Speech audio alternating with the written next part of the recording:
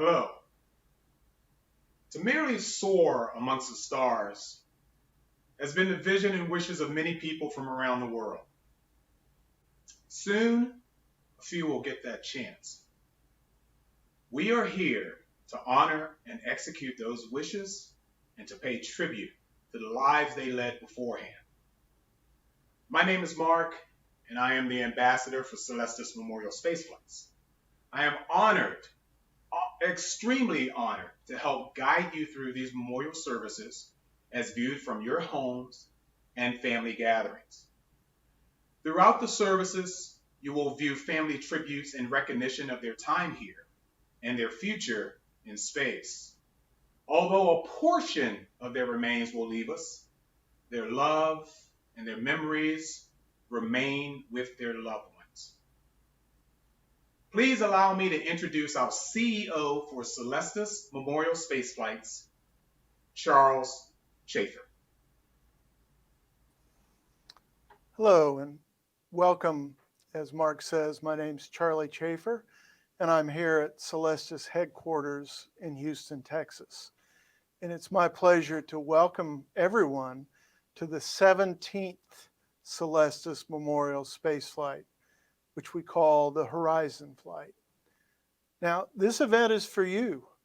We're honoring the participants, more than 100 souls, who are on board the Heritage Flight and scheduled to launch as early as a week from today. It's a very important time, and we're pleased that you're able to share it with us. Because this event, this memorial service, is for you, it's very appropriate that it's mostly by you. And by that I mean we invited you to make documentaries of your loved one's life, of why it was important for them to experience spaceflight. And again, we're pleased to share that content with you today.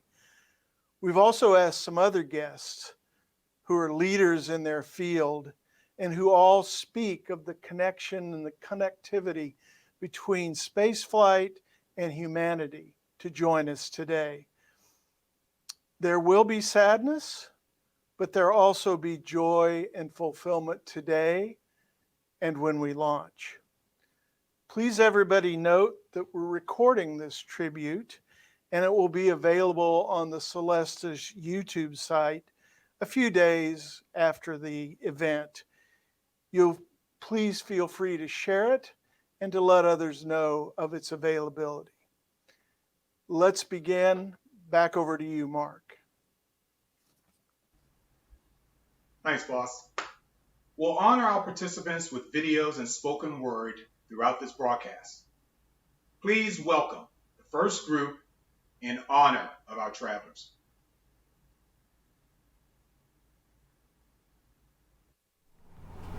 Matt Allen Adams. Love knows no bounds with true friendship.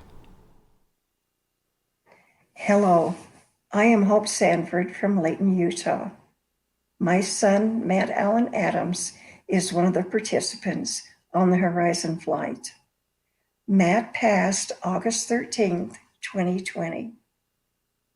We as a family and his dearest friends came together and agreed that Matt should have the ultimate adventure of going into space and circle the Earth for as long as possible. Matt was adventurous and curious, so this experience fits his personality. Matt worked at Cape Canaveral for Thiokol for many years. He was very interested in and a valuable contributor to the processes of the Space Shuttle program, which provided our astronauts with a vehicle to space. With his great interest and excitement about space, with all its possibilities and unknowns, it seemed appropriate to make it possible for him to go into space for his last earthly adventure. In closing, I would like to share one of Matt's favorite sayings. When the power of love overcomes the love of power, the world will know peace. This is by Jimi Hendrix. On behalf of our beloved Matt, we as his family and dear friends send our love and appreciation to all peoples on this amazing planet that we share. Hector F. Albiceras. Superman is returning to the stars. Hector was born and raised in Guatemala. He always shared heartwarming and entertaining stories about his childhood and siblings. He was a proud man who was proud of his heritage. Guatemala and its memories remained in his heart forever. He then ventured to a new world full of endless possibilities. Chicago was where these new memories would ensue.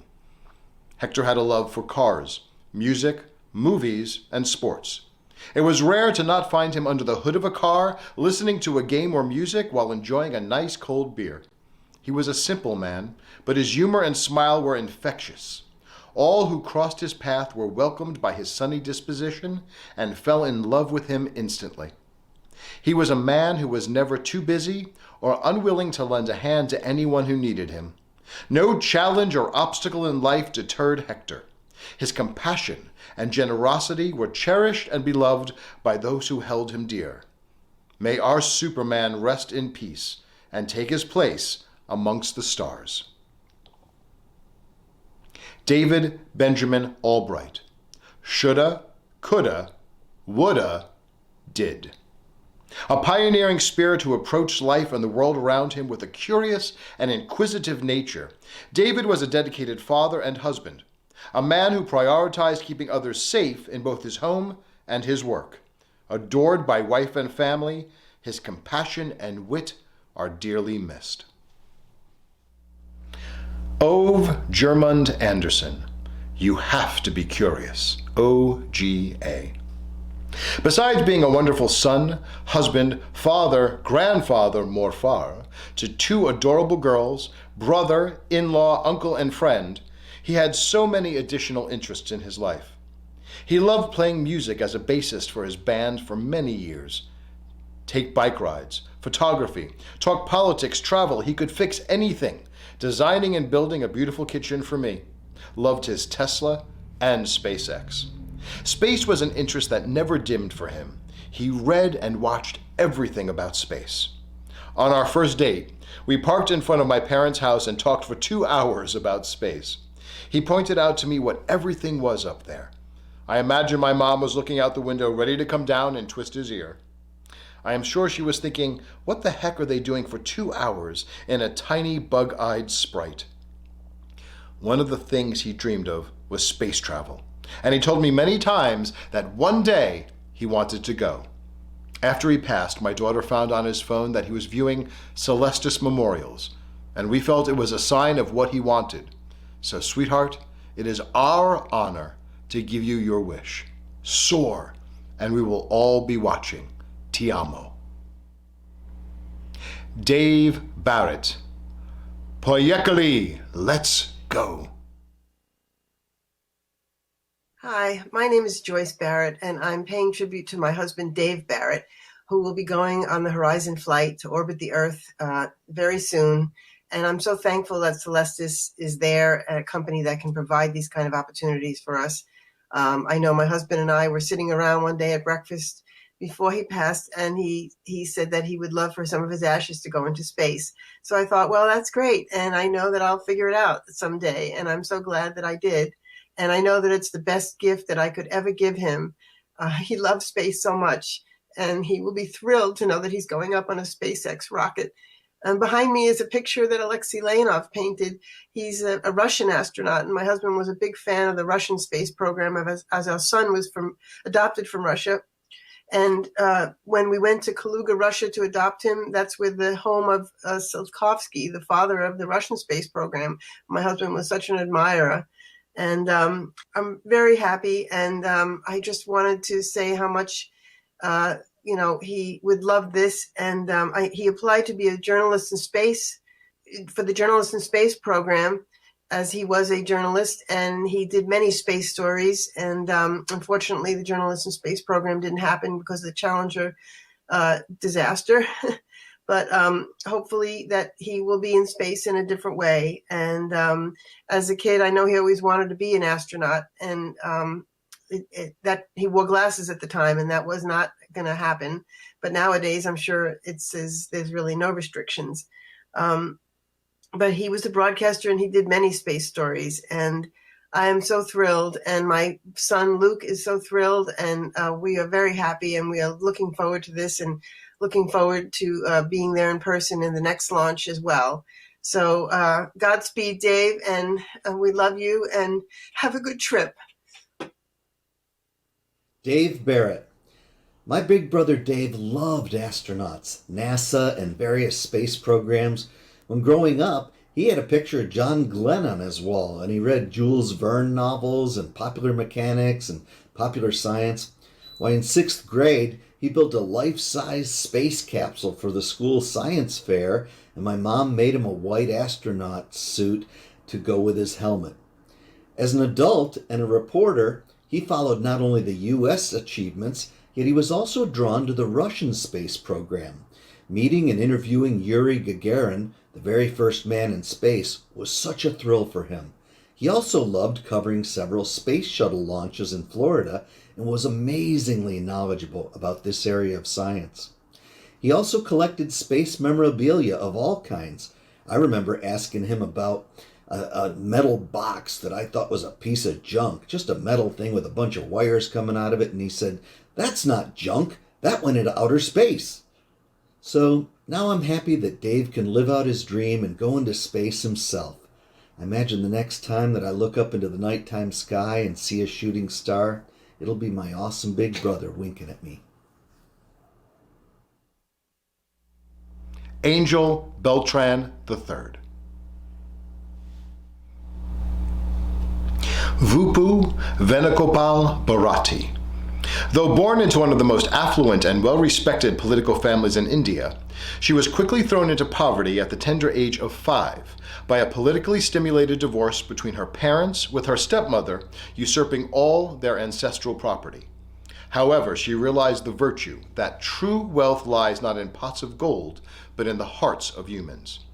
Quickly realizing that a newly independent India recovering from 300 years of colonial oppression and poverty required guidance in the form of education, she left her ambitions aside and started teaching the children and youth of a young, developing nation.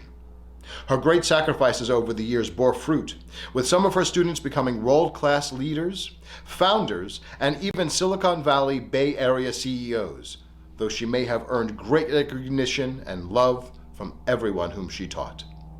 After enduring great tribulations and aggressively combating being paralyzed from head to toe from a brain ischemia for 6 long years, she finally left the planet Earth forever and passed away to the heavens on 18th of July, 2018 AD. Today, we bid farewell to this divine motherly angel, an embodiment of sacrifice and love, to her true home amongst the stars. Emilio M. Benzoni. Patty and Frank sending you to space with our love. Charles Eugene Bachman III. Creativity and love. Freedom. A father to 1 son, a grandfather to 2 boys, he served in Vietnam as an airman in the Air Force, always claiming that he mostly enjoyed himself there. He was also a hippie and a creative, possessing many notebooks of inventions and predictions, many ahead of their time. When asked what he would want done with his body after death, he unwittingly asked to be launched into space and spread across the earth. Donald Bond, the guiding star for his sons. Joyce Kernett Bowden, summoned by the cosmos. Joyce insisted that some of her ashes be launched into space. Joyce was always fascinated by the cosmos and dreamed of having a skylight in her bedroom ceiling so she could look into the infinite and wonder. In 1973, she wrote, "Life Force of the Universe. I am an integral part of the life force of the universe. My senses travel through it as the sun and moon. My soul ebbs with it as the sea. It is good to be here now. Alan Michael Bychik. Your new flight altitude record, flown with love. My husband, Alan Michael Bychek, was born April 13th, 1952, and grew up in Clifton, New Jersey. He was always an adventurer. He ran cross country and lettered in marching band in high school. He was also a rock climber, a double black diamond skier, and a certified scuba diver. He loved the New York City club scene while he was an engineering student at RCA Institute and had many colorful stories about encounters with celebrities, including Rod Stewart and Mick Jagger. Al became an engineer in the field of extruded polymers beginning in New Jersey and transferring to Florida in the 80s. Many in his industry tell me there was no other field service engineer like him. He loved his work, especially getting broken down production lines running again. It was a bit like jumping on his white horse and riding to rescue his customers. Al's work and love of adventure took him around the globe. He loved to cruise. Before we met, sometimes after work on Friday, he'd call Carnival Cruise Line, and if they had an open cabin, he'd take off wherever they were going. When he took me on my first cruise, I was hooked for good. We sailed around the world on over 24 cruises, at least once a year for many years, including when our child was a mere 3 months old. Disney World annual pass holders most of our nearly 30 years together, we were such fanatics we often went up and back on a single day. The same was true for our love of spaceflight. We'd drive up to the Cape for shuttle launches or watch them on TV, then go outside our front door to see as much of the ascent as possible with our own eyes. We loved to watch the ISS fly over, especially when there was a shuttle dock, since it was a spectacular sight. While in London in 2015 for our child's high school graduation trip, we were able to see the ISS fly over from the floor-to-ceiling windows in our hotel suite, a sight none of us would ever forget. Al was one of the biggest Star Wars fans on the planet. He never missed the opening day of any Star Wars movie. And when Disney World opened Galaxy's Edge, we were among the annual pass holders who were allowed a private preview, and the three of us spent over 11 hours there taking it all in and loving it. About 20 years ago, while working in Alabama, Al and his coworkers decided to build a little Estes model rocket and launch it just for fun. No one who was there had any idea what they ignited that day. Model rocketry became Al's great passion hobby. He loved our local club. For several years, we made monthly trips west to the sod fields to join with other amateur rocketeers as he rose to the highest certification level. It was always a quest for the most perfect, highest altitude flight. Al and I each separately grew up wanting to be astronauts. It was great to see him be able to live out the fun of pursuing excellence as a model rocketeer. For this reason, it seems particularly perfect for him to be launched with Celestis on this mission. The tagline on Al's flight capsule is, "Your new flight altitude record, flown with love." Al was loved as a husband, father, son, brother, uncle, and friend. He had grit, tenacity, and a phenomenal work ethic. When he was diagnosed with esophageal cancer, his attitude was, let's fix this issue now so I can get back to work, to my rockets, to Disney World, and to having fun. Al met each new medical challenge that same way. With this launch, he will fly high and free and eventually return as a shooting star in the sky. The perfect tribute. Dr. John Caldwell, you'll always be with us, Dad. Even though it's been a sad time missing our father, there's also been some excitement brewing because now we're gearing up towards the launch of my father's remains into the Earth's orbit. My father lived for the stars. He found his passion for astronomy at the age of 10 and pursued this passion throughout his life. He was a professional astronomer for more than 50 years, and he worked on some pretty high-profile and cool projects, such as the Hubble Space Telescope and the Kepler Space Telescope. Countless nights, my father and I would walk outside, just staring up at the sky. He was always dazzled by the vastness of the space and the beauty and wonder of it all. He would always take special time to marvel at the moon. Most nights I look up at the moon and I think of my father. I remember those walks with such love and fondness, looking up, gazing up at the skies, and remembering my excitement because he was so excited. On behalf of my family, we are thrilled to make my father's dream of going into space a reality. He would be absolutely delighted to go on this journey. This is the perfect final resting stop for him. And while he's up there orbiting the Earth, I know he will be looking at the Earth and on us with the same awe and wonder and excitement as he did when he was here looking up at the skies. Have a safe flight, Dad. We love you and we miss you. Bruce Allen Campbell. Soar peacefully, my love. Okay, Bruce Allen Campbell. What can I say about Bruce? Bruce was an unusual person. He didn't particularly like people. He loved animals and he loved space. Anything to do with the science and the stars and the space. Because like me, he grew up watching man walk on the moon. I think he was 8 at the time. I was 7. And he dreamt of what was beyond what we could see. And he had that vision that allowed him to see the whole universe as not just one little spot where we are, but this massive, ever-ending, infinite vicinity. The fact that he's going to go up on this flight and spend a few years up where it's going around the Earth is absolutely amazing. He always wanted to fly high, and he is going to fly high. Bruce, you were special. You didn't realize how many people loved you, but you were greatly loved, and you are greatly missed. Soar high, love. Take care.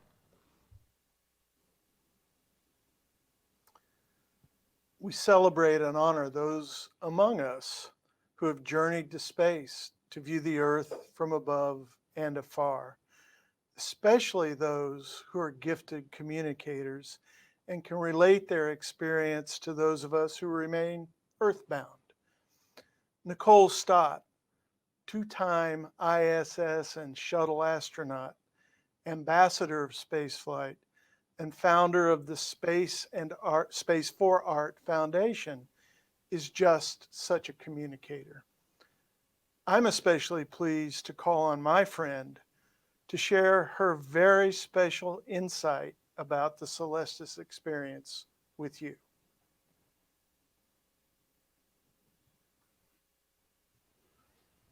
Hi, my name is Nicole Stott. I'm an artist, a retired NASA astronaut, a mom and wife, and like you, I'm part of the Celestis family. In May 2012, my husband and I and our dear friends watched as our daughter, Eileen Hope, who would have been 10 years old at the time, launched on a Falcon 9 rocket to space as part of the crew of the Celestis New Frontiers mission. While our daughter did not live to discover a love of spaceflight for herself, we're a family that loves space. And we felt like the best way for us to continue to hold her closest to us would be to send her on her own journey amongst the stars. She shared her ride to space with 300 other beautiful souls who all had their own story and whose families had their own reason for why they felt spaceflight was a meaningful way to honor them. In 2012, I also had already completed my 2 spaceflight missions, having spent over 3 months living and working on both the International Space Station and the Space Shuttle. I know what a complex endeavor it is for us as humans to travel to space, to spend any length of time there, and then to return safely home. I know how complex the science and exploration is and what we're performing there, and that it's all about improving life on Earth. And I know how complex it is to bring together the International Space Station partners representing 15 different countries who have beautifully proven how peacefully and successfully we can work together when we're on a shared mission of greater good.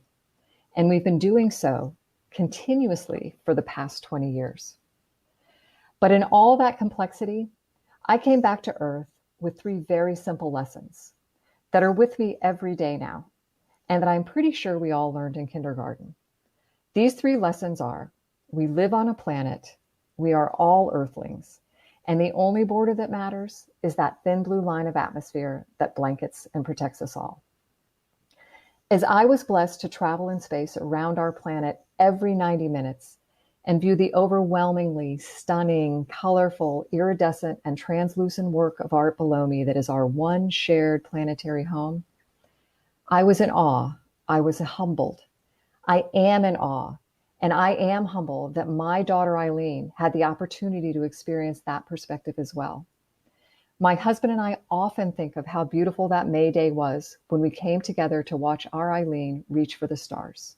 And we still look to the night sky and feel her here with us. I hope that when all of you watch your loved one launch to space, that you will allow yourself to really feel it, both to imagine the awesomeness of the ride to space itself, but to consider the joy of it through the experience of your loved one. And I hope that, like my family, you will continue to look up at the stars and feel their closeness to you. Thanks for allowing me to share this time with you today. Hey, welcome back.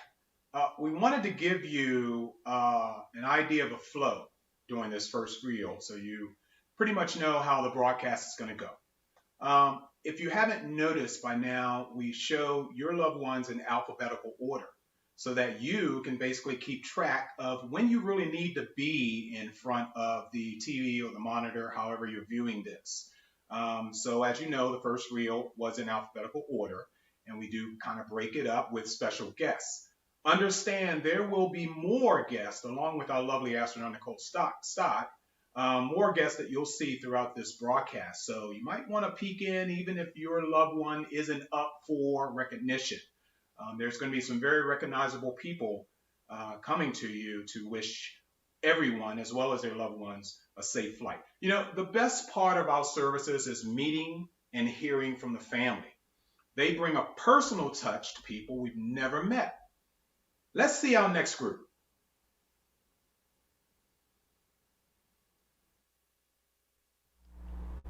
Joseph Michael Cannon, H's, classified.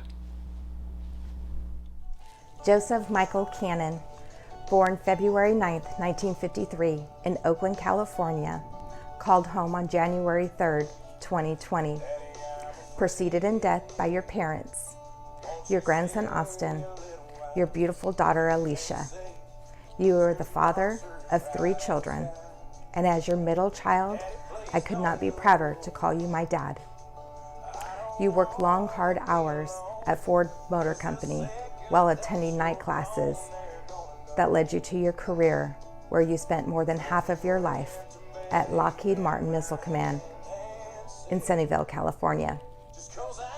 When we were kids, you brought home astronaut food. You brought home posters of rockets. You even brought home rocket barrier, fire barrier that we could light and it wouldn't burn. All this because we would simply ask you, Dad, what are you working on? And your answer was always the same. It's classified.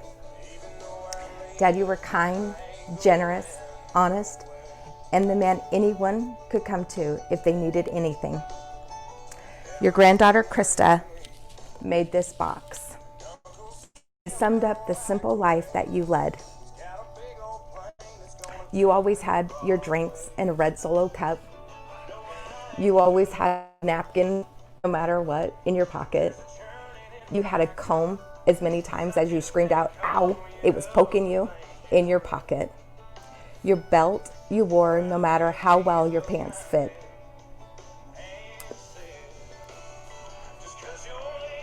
You always had a back scratcher with you because you liked your back scratched. You collected coins that you passed down to your grandchildren. When you retired, I convinced you to move to Indiana so you could be with my family, my kids, your son, and his kids. Although that didn't last very long, we had one short year before you were called home. We spent it doing things that you loved, going to the casino and playing your slot machines and eating steak sandwiches. Dad, your journey here on Earth is done. There's no more better fitting place to send you off to than to space. Our hearts still hurt, but your memories live on. Go explore your passion for space. We won't ask any questions because we know the answer. It's classified. Gino Saverio Carroccia, forever in our hearts.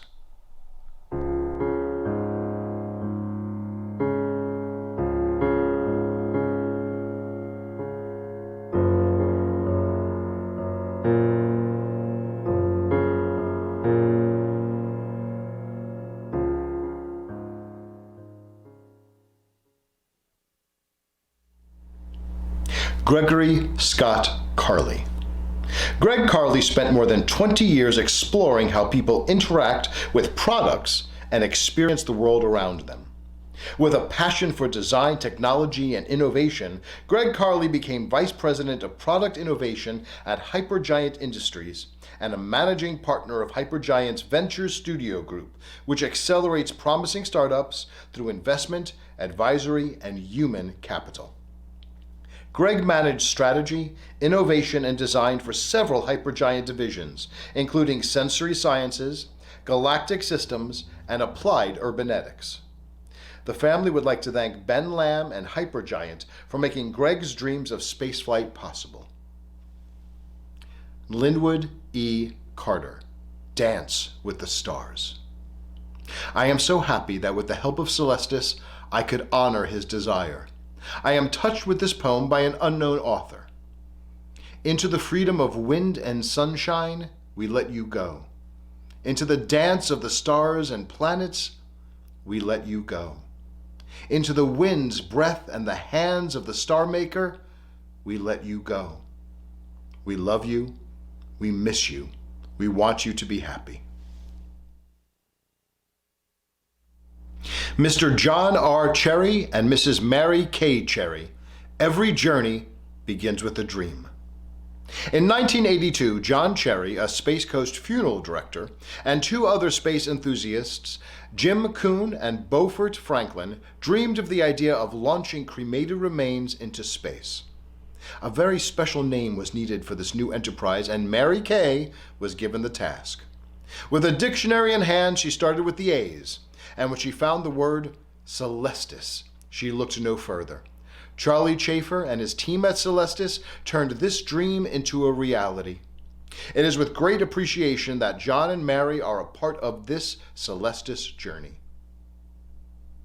Edmund Ray Dianon Comsty. See you, Space Cowboy.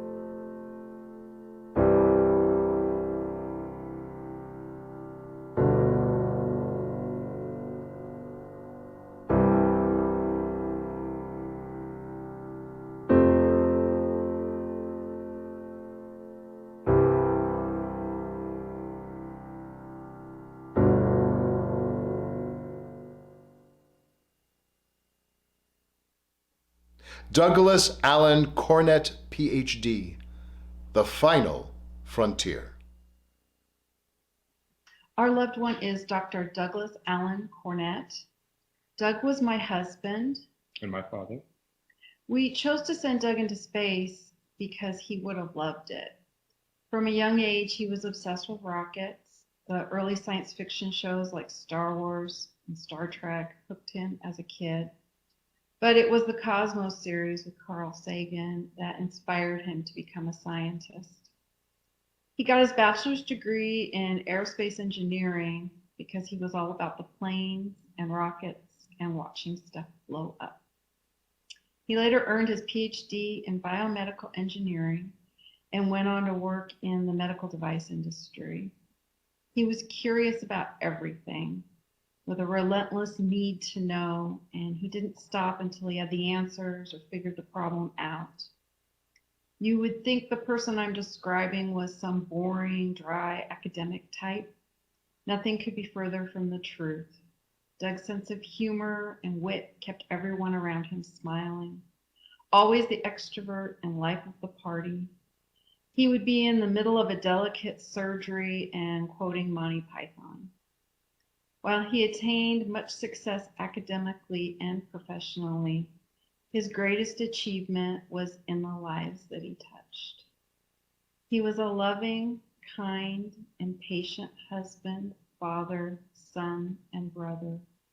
He mentored numerous people over the years, academically and professionally, as well as youth through the Boy Scouts. He had earned his Eagle, and he had mentored many, many scouts, including his own son, to their Eagle. I received countless letters and emails after he passed from people I didn't even know, telling me how much Doug had done for them and how much he would be missed. He was taken from us much too soon, but he packed a lot of life into his 54 years. We love you, and we miss you. Enjoy the ride, honey. Sidney Earl Costello, Jr. Sidney's passion was space. His remaining family, myself, my children and grandchildren, anyone that knew him, are so thrilled and excited that we can fulfill his longtime dream of going into space. Thank you so much for making it possible. Sean Michael Curtis, Sean Bear. To my dearest friends and my beloved family, I am writing you this letter today with my thoughts set on the future. What a strange and beautiful place the future is, full of so much hope and wonder, where we can be anyone and do anything we put our minds to, because anything is possible, and the only thing that is certain is uncertainty. I find my thoughts set on the future quite often these days. What adventures will there be? What fish will be caught? Where will my trails lead, and what beauty will I find on the other side of those mountains? And still, even with my head filled with so many curiosities and wonder and the thrill of heading towards the unknown, I always find my mind wandering back to the single inevitability that awaits all our futures. It is a sobering thought, and one that we all have sooner or later. How unfortunate it is to be cursed with the knowledge of our own mortality. Imagine the things we would do and the lives we would live if we had no knowledge or fear of death. It is for this reason that I so greatly admire nature. There is no time to worry about death or dying in nature. The animals do not care how delicate and fragile their existence is. They are not burdened with the fear of tomorrow. They do not worry about their future, and they have no regrets about their past. They are truly free. They truly live each and every moment to the fullest, and when they die, the other animals do not mourn, the trees do not cry, the rocks remain apathetic, and the flowers do not shed their petals. There is no time for the world to stop and ponder. That would be a waste of energy, and nature does not waste energy. No. As a matter of fact, nature immediately goes to work repurposing that energy. Everything is broken down and redistributed. Some goes to the plants and animals, some rises up into the air, some breaks down into the water, and the rest is absorbed by the earth. everything is reused and nothing is wasted. That life is not wasted. It goes on. The energy from that life goes on to creating new energy for new life. Nothing is lost. Nothing is wasted. It is simply redistributed. This is not something to be sad over. This is something beautiful. Life is beautiful, but life is only possible because of death and vice versa. So in turn, death must be beautiful too. My dearest friends and family, the people I love more than anything in this world, I am writing you this letter today with the knowledge that it will be read after my time has passed, and I do not want your memory of me to be one of sorrow. Too often people pass, and the only thing anyone knows how to feel is the feeling of loss. Please do not think of me as lost, for I have not gone anywhere. I am right here, just as I have always been and will always be. I am still here with you. I am still here with you, enjoying the warmth of the sun and peaceful calm of the night. I am still here walking the winding trails through the tall trees of the forests. I am still here pulling fish out of our deep blue lakes and crystal streams. I am still here enjoying every sunrise and sunset and feeling the rain and playing in the snow and feeling the wind rip through my hair. I am still here looking up at that big beautiful moon and all of the countless stars surrounding it. And any time you look at the world around you and you see something so beautiful that you can't help but feel your heart swell and your eyes water, I will be there with you too. My eyes glossy and my heart swelling with yours. I will always be here with you. You just have to look in the right places. The world is everything. We are all connected to it, and it is connected to all of us. Sean Curtis. Jack Dable, our Pathfinder baby. Philip Herman Dable. Michael Jason Doherty. The universe is now yours. Through the years, he had a few jobs ranging from being a security guard to handling computer tapes to working for the Department of Motor Vehicles and eventually the Department of Justice. His hobbies were also quite diverse. He enjoyed gaming with friends, shooting, writing, woodworking, and most recently running. Michael's interest in space most likely derived from his extensive reading, as well as shows like Doctor Who and the Star Wars movies he watched growing up. Michael left us shortly before reaching his 42nd birthday. Dearest Michael, it is with deep sadness we send you aloft to fulfill your final wish. May your energy continue to power the universe, and may you forever rest in peace. Samuel Patrick Drinkard. Fly high, baby boy. Fly high. Patrick, when we talked about your end-of-life plans, a conversation none of us ever wanted to have, nobody was surprised when you said you wanted to be launched into space. You always did things your way, in your time, and stepped to the beat of that different drummer from the day you were born. We love you and we miss you every day, but we're so excited that you're going to get your final wish and that we will be able to track you and follow you. Though we know that your soul is in heaven, a little part of you will be orbiting the earth, and we can say hello every day. Your mama loves you. Fly high, baby boy. Ira Cleveland Duke. Cleveland was born with a slight mental defect, which today would have probably been diagnosed with a disorder. He was a quiet boy who didn't want to be bothered with others. Cleveland also had physical defects, but even though Cleveland had all these difficulties to go through, Cleveland loved life. He loved history, but most of all, he loved space travel. He had all the models put together and hung around in his room. One of Cleveland's bucket list items was to go off to space. The closest he came was watching a rocket go up in space. Now, his life on this earth is over. Thanks to my niece, Tina Ogletree, and her husband, Tim, for coming up with this idea to have one of his bucket list items fulfilled. This is the only thing this family has coming agreed upon, making Cleveland's wish come true. David M. A. Gardner, on to Valhalla.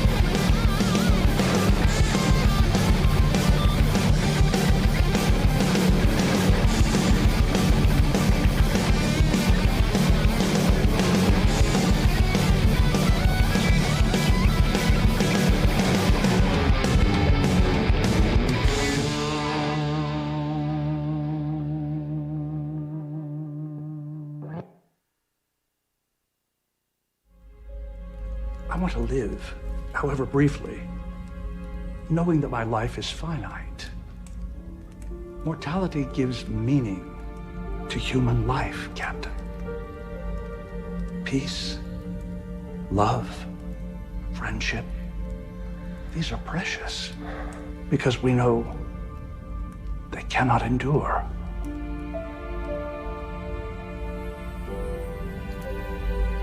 Butterfly that lives forever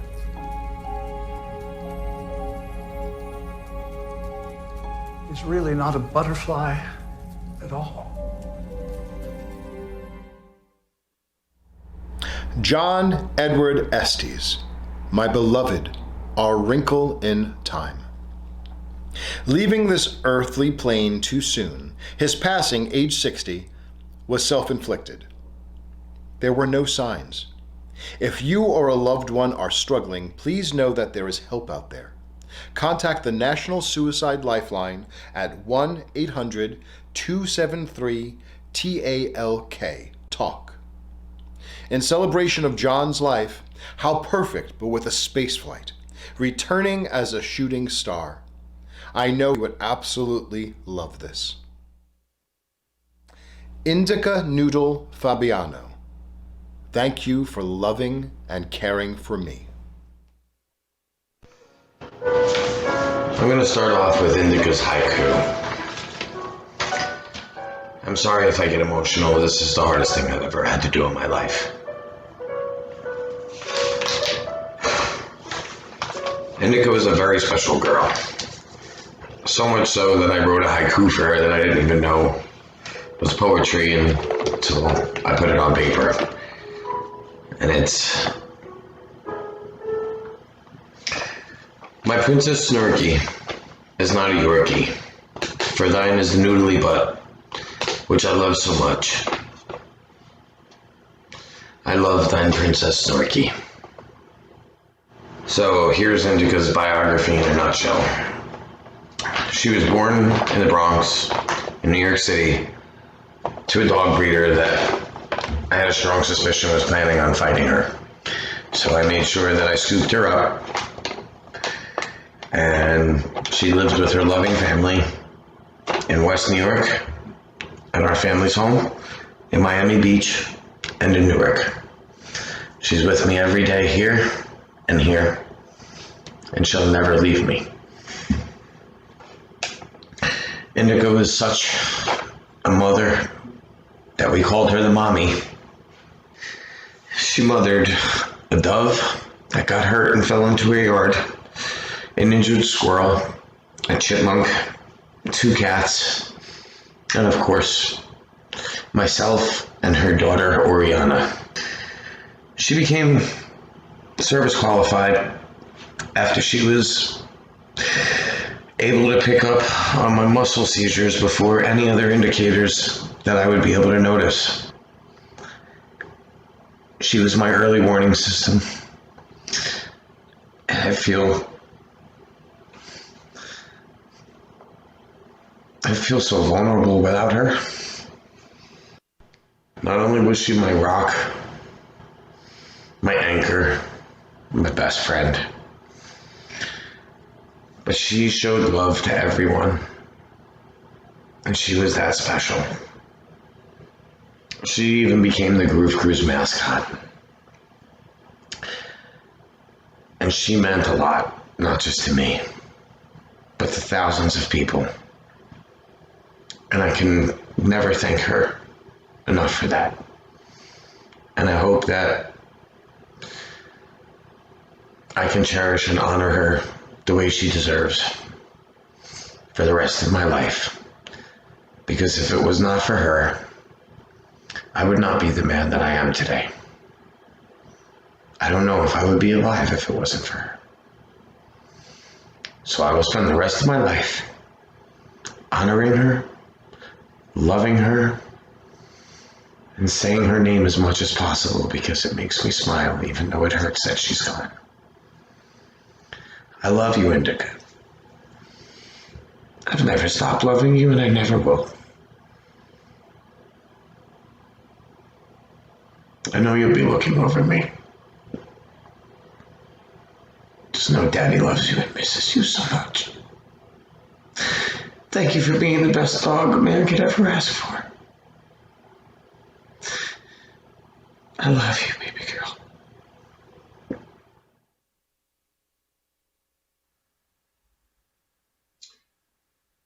These intros are incredibly heartfelt.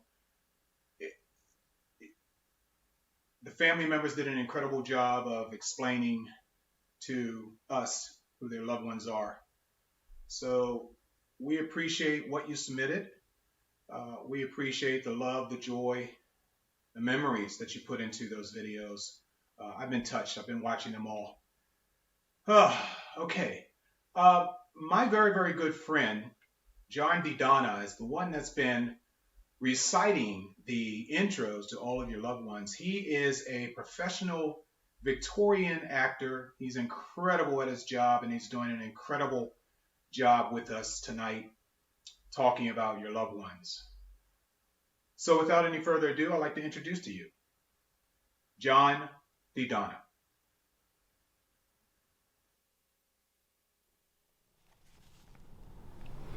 You want a physicist to speak at your funeral. You want the physicist to talk to your grieving family about the conservation of energy, so they will understand that your energy has not died. You want the physicist to remind your sobbing mother about the first law of thermodynamics, that no energy is created in the universe and none is destroyed. You want your mother to know that all your energy, every vibration, every BTU of heat, every wave of every particle that was her beloved child remains with her in this world. You want the physicist to tell your weeping father that amid the energies of the cosmos, you gave as good as you got. And at one point, you'd hope that the physicist would step down from the pulpit and walk to your broken-hearted spouse there in the pew and tell him that all the photons that ever bounced off your face, all the particles whose paths were interrupted by your smile, by the touch of your hair, hundreds of trillions of particles have raced off you like children, their ways forever changed by you. And as your widow rocks in the arms of a loving family, may the physicist let her know that all the photons that bounced from you were gathered in the particle detectors that are her eyes. That those photons created within her constellations of electromagnetically charged neurons whose energy will go on forever. And the physicist will remind the congregation of how much of all our energy is given off as heat. There may be a few fanning themselves with their programs, as he says it. And he will tell them that the warmth that flowed through you in life is still here, still part of all that we are, even as we who mourn continue in the heat of our own lives. And you'll want the physicist to explain to those who loved you that they need not have faith. Indeed, they should not have faith. Let them know that they can measure, that scientists have measured precisely the conservation of energy and found it accurate, verifiable, and consistent across space and time.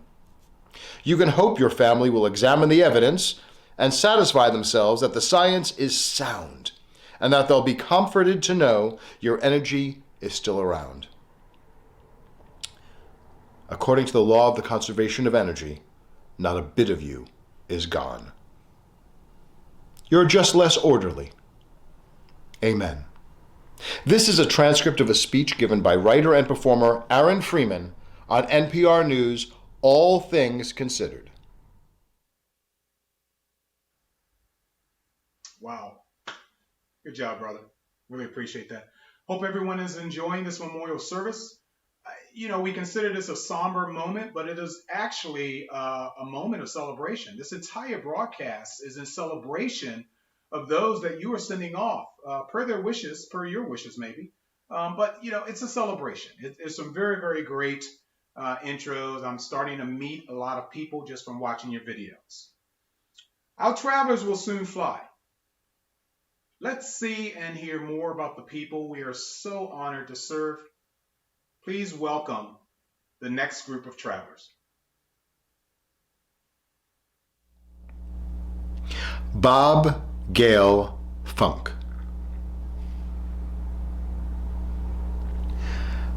Alexander Gleckman, always our forever star. In 2018, Alex joined the United States Air Force and graduated with honors. After completing his training in Mississippi, he was assigned to Schriever Air Force Base in Colorado Springs as a client systems technician under the 50th Space Communications Squadron, where he brought his expertise and his own sense of humor to his work and fellow squad members. He was excited to have his base be the first designated space base in the military.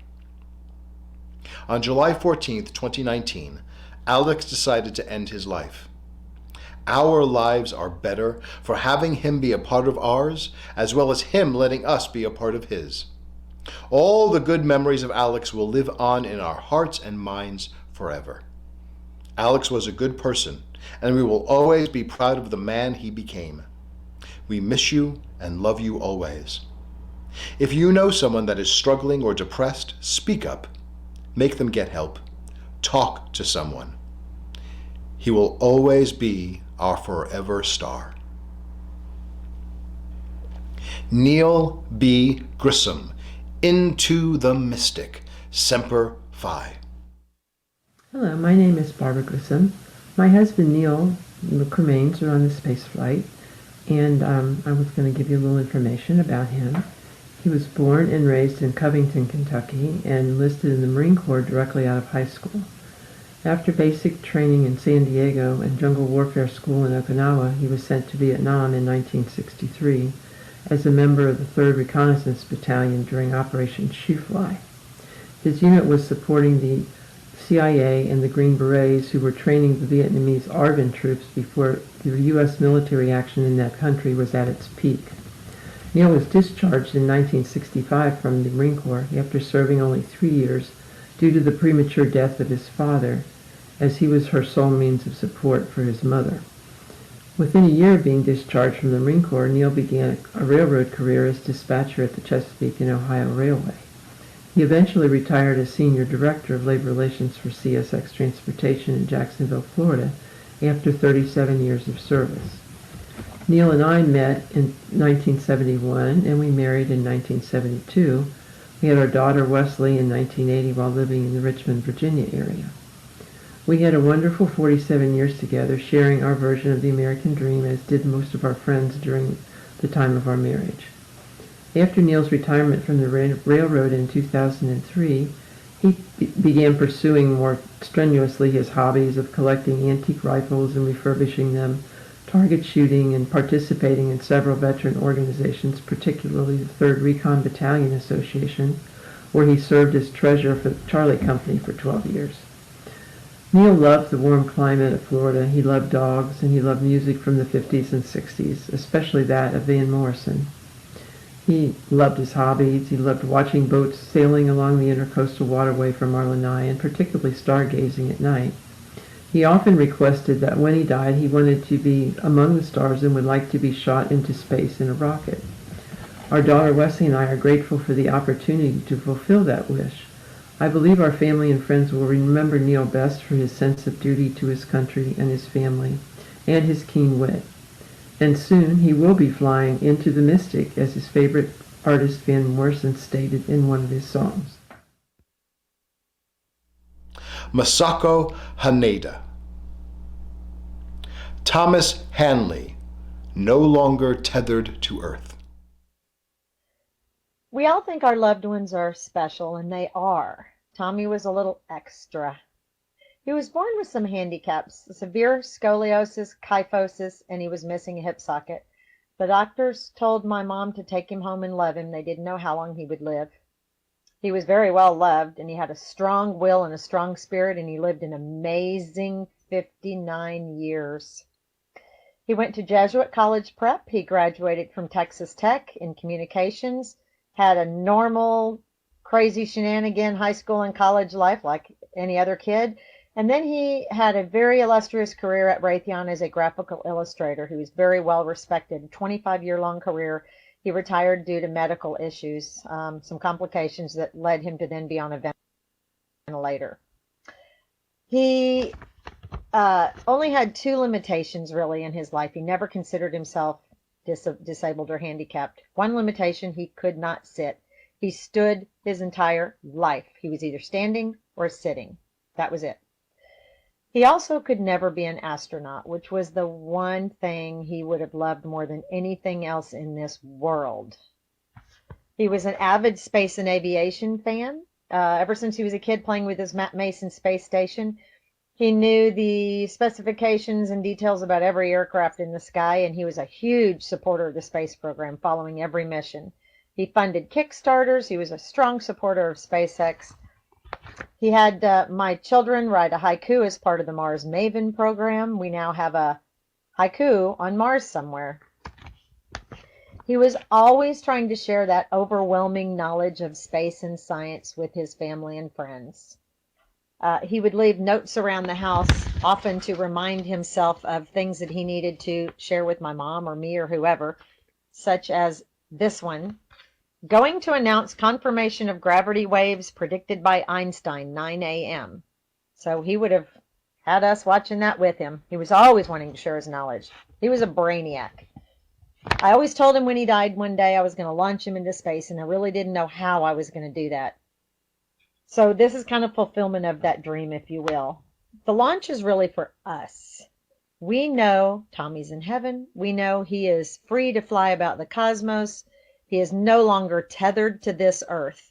He's having conversations with Albert Einstein. He knows the answer to every space question that he still had, and he's probably laughing at how naive we are that we don't know. The space launch is really for us. He would be so happy to be able to share his passion of space with his loved ones on a more personal level. So by having us involved in this and having his friends and family watch this, and being connected personally would mean the world to him. He was one of a kind. He blessed everyone that came across him in a very unique way. And he is no longer tethered to this earth. We love you, Tommy.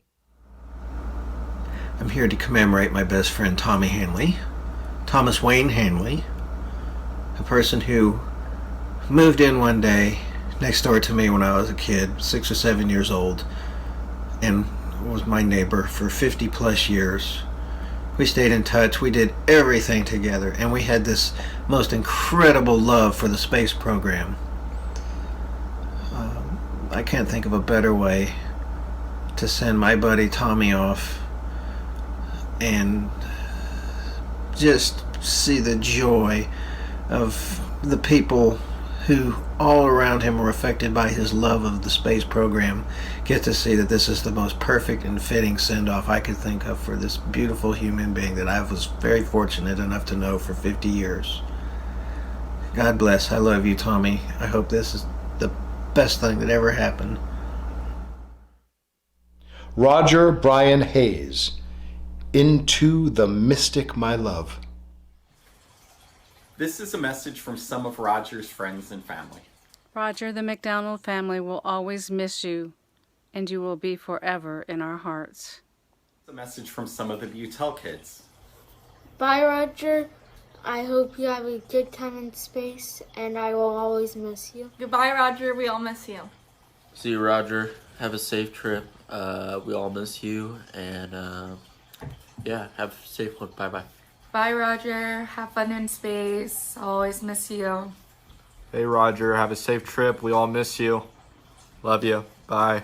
Roger, we're all going to miss you and still miss you, and we're going to miss you forever. And you were a big part of our lives and growing up and seeing my kids grow up. And from our family and from all of your friends who could post and who couldn't post, we'd like to say bon voyage and off to your final frontier. Bye. My name is Cheryl Hayes, and I want to tell you about my amazing husband, Roger. Space dreams came early for Roger. His dad was a career Air Force flight engineer. One of Roger's favorite childhood memories was when his dad would wake up before the break of dawn so the two of them could watch the latest space launch live on TV. Roger always wanted to fly, but unlike his dad, Roger had Coke bottle glasses by grade school, and his flight dreams were not to be. But Roger never lost interest in space and became a huge fan of space-age technologies and all things science fiction. While in college, he turned to more earthly pursuits and became a biologist and teacher. Among his many passions, he loved plants and animals, and he especially enjoyed the planet's many natural wonders. We would spend our vacations exploring the world and having as many adventures as we could in the 35 years that we had together. Roger was smart, fun, friendly, outgoing, hardworking, and hard-playing. He lived life like a kid in a candy store. Each day brought new possibilities and new things to be excited about. When he found out several years ago that his ashes could be shot into space, that was yet another source of excitement for him. He had never lost sight of that dream to explore outer space. It's my honor to be able to grant him that final wish, and to know that Roger has, at last, taken flight, and he is truly with the stars. Love you, Roger. William Hayes. Hi, Dad. We lost you on June 15, 2019. We want to tell you how proud we are of you and how you fought to be with us all the time.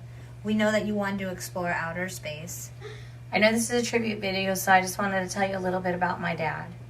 He was an aerospace engineer who worked on the Apollo missions and later on at Ford Aerospace in Laurel.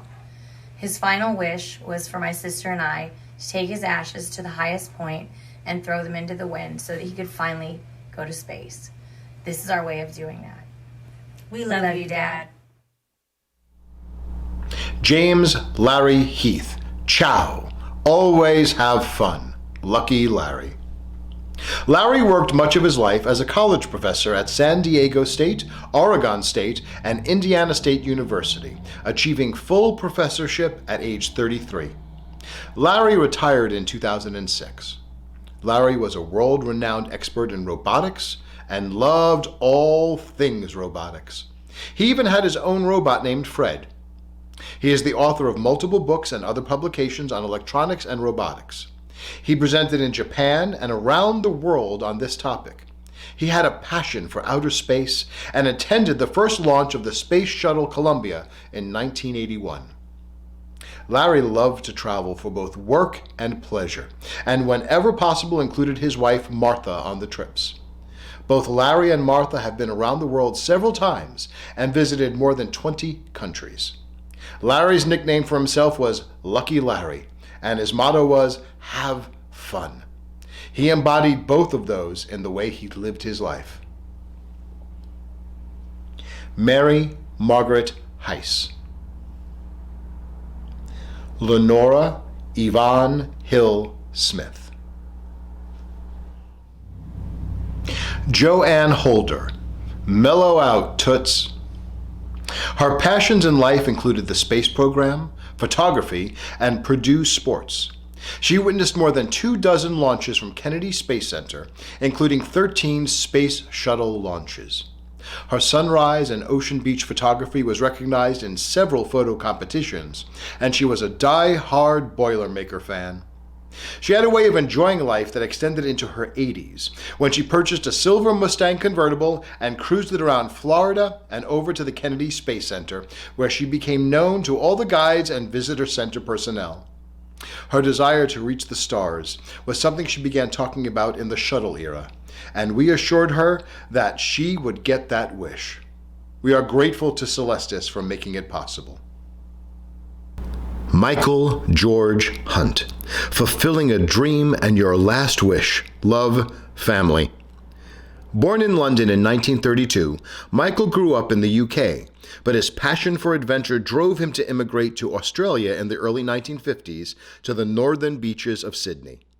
As a boy, he witnessed the evolution of aircraft during World War II, and his fascination for these glorious machines led him to pilot training in the Royal Australian Air Force and extensive experience in the DC-3. The rapid growth of commercial airlines saw Michael leave the Air Force to travel the world extensively with Qantas in Super Constellations. While on the ground, his thirst for speed wasn't sated, so he raced MG sports cars. Always seeking new adventures, he turned to civil aviation and found himself flying into the rugged mountains of Papua New Guinea to Australia's north, where he met his also adventurous next great love, Norma, whom he married in 1964 and had 3 children with, Anthony, Trevor, and Aletia. Remembered as a loving father to us all, he had a great sense of humor and a booming laugh. Michael is survived by his children and 8 grandchildren and is missed dearly by his family. With this trip, another dream is realized for him, and his family will gaze lovingly skyward as he looks down upon us. 春一伊原宇宙旅行楽しんで。春一伊原。父は生前海外旅行が趣味でした。しかし当初は飛行機嫌いで海外旅行などとんでもなかったです。私が大学2年生の時、姉が社会人になったら家族みんなでの旅行ができなくなるということで、家族4人でヨーロッパ旅行がきっかけで、以来年数回は出かけるほどの海外旅行好きになりました。昔は今のようにデジカメではなくフィルムカメラで、帰ってきたら何本ものフィルムを現像してアルバムに整理するのが楽しみ。何十冊もの思い出の品となっています。葬儀に使う写真を探すにあたってアルバムを見ると、旅行中は普段にはない笑みのある表情でした。普段は病院の運営にあたり、診療経営で大変な重責だったのであろうと改めて痛切に思いました。今はその重責から解き放たれ、好きだった旅行、今度は宇宙旅行をゆっくりと楽しんでください。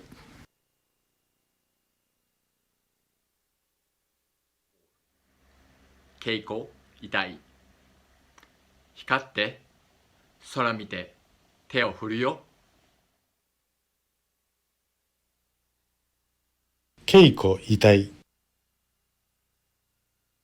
僕には宝物の4枚の写真がある。58年前、新婚旅行で訪れたのは和歌山県那智の滝。少し恥ずかしがりながらも幸せな白黒の写真。あなたが大切に撮っておいたのは薄茶色に変色した1枚の新聞。そこにはアポロ11号が月面着陸に成功し、人類が初めてその地に足跡を残した写真が大きく載っている。私も宇宙に行きたい。その日からあなたはその写真を眺めては宇宙に思いを馳せていた。もうすぐ宇宙旅行とロボットの時代が来るんだと、近未来を想像しては楽しみにしていたよね。金婚式には宇宙旅行に連れて行ってあげたいな。宇宙旅行に連れて行ってあげるにはほんの少し時間が足りなかった僕らは、金婚式を迎え再び思い出の地を訪れた。年月を重ねてもあの時と変わらず流れ落ちるその滝の前で記念写真には娘が増えカラーになっていた。互いに支え合い慈しみ合った僕らの旅行最後の記念写真はちょっとシャイな2人のラブフォト。太陽のように強く温かく家族を見守り愛してくれた恵子。今はただ感謝とありがとう、ありがとうの言葉しかありません。そしてあなたの思いが今叶えられて僕は幸せです。5枚目の宝物になる宇宙からの写真、楽しみに待っています。最後に恵子の人生に彩りを添えてくださいました友人をはじめ、すべての皆様にも心から感謝と御礼を申し上げます。夫、伊太光一。夢かない君は宇宙の星となり。友人のりちゃん。あなたが飛び立ったら毎日探します。そして空から私を見守っていてね。言葉には言い尽くせないほどの楽しい時間をありがとう。友人のぶえちゃん。これからは広々とした天空で大いに楽しんでください。日本の上空に来たら手を振りますよ。実弟ちゃこちゃん。お母さんから最後にもう一人でも大丈夫だねとやっと及第点をもらった。ほら大丈夫だったでしょと得意げに伝えていくよ。See you whenever。 娘みどりちゃん。Stanley Wayne Jones, a bright shooting star. Wayne, years ago you had told me that if you had life to do all over again, you would have been an astronaut and gone to space.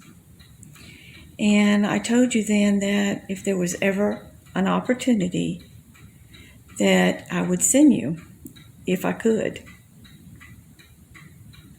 And now the opportunity has occurred. Know that we all love you and miss you. You are a very important member in our family.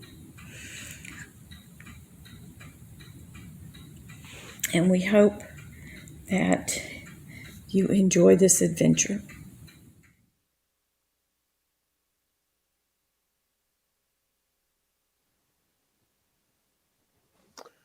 Welcome back. As you may have learned from us over the time you've dealt with us, what we do isn't easy. Think about it. We combine two of the most disparate and in some ways conservative industries on the planet, funeral memorial and aerospace. Yet for 17 missions, we've been able to fulfill the dreams of many. And when I say we, I'm serious. So I'd like to take just a moment to call out my team, the folks that maybe you speak with on the phone or maybe you never even know exist. But Keith, Richard, Legia, Christiana, Liam, Mary Liz, Christina. Thank you so much for helping us make this so special for so many people. So you've seen now the first 3 participant video groups, and you see in that the breadth and depth of the lives of those on board. Please continue to absorb the next set of video tributes.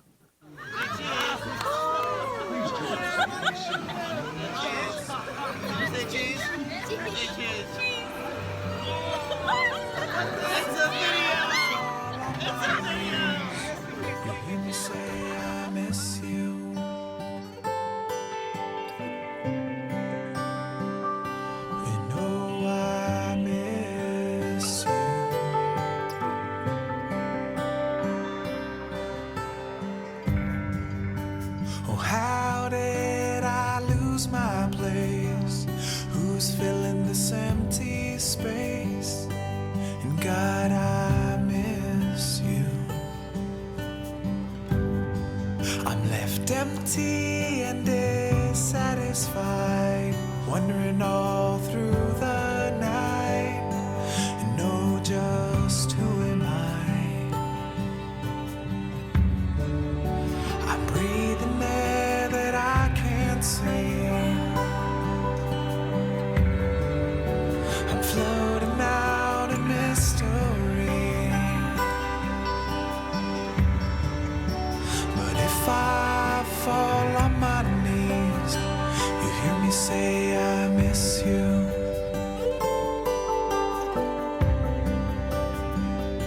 And oh, I miss you. Can you hear me say, hear me say, hear me say? Can you hear me say, hear me say, hear me say that I miss you?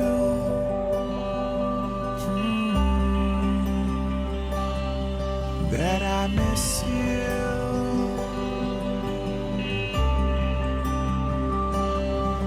Can you hear me say, hear me say, hear me say?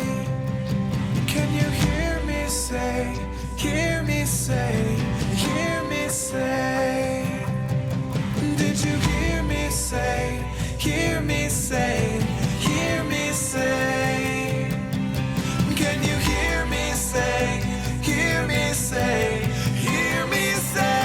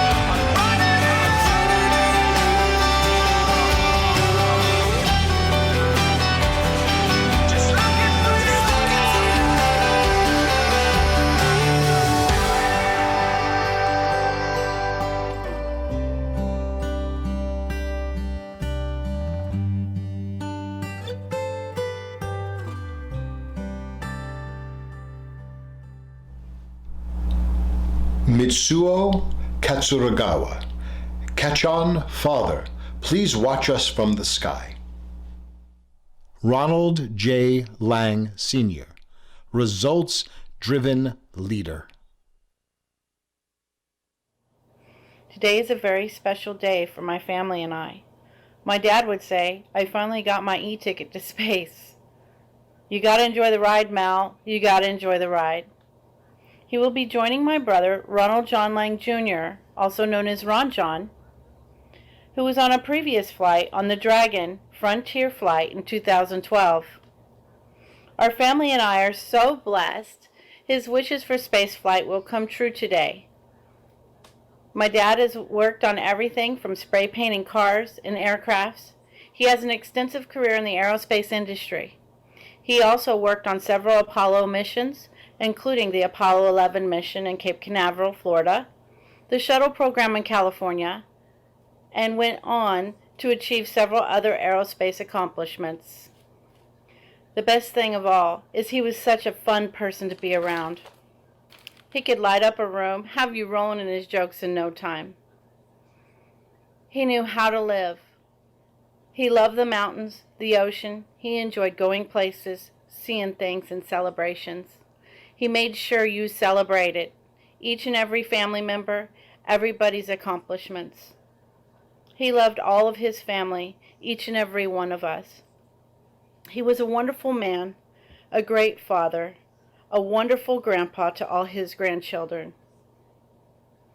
He is missed dearly by all of us. We are so blessed to have had such a bright soul in our lives. May you enjoy the ride, Dad, and may the force be with us all. God bless. Love your daughter and family. I'd like to start off by saying that Ron was the love of my life. He was my soulmate. He was my partner in crime. He was my fun. He was also my biggest cheerleader. He always made me feel special. He was so much fun to be with. He was so much fun to travel with. He was a good dad, and he was a good stepdad. He was so dedicated to the space program.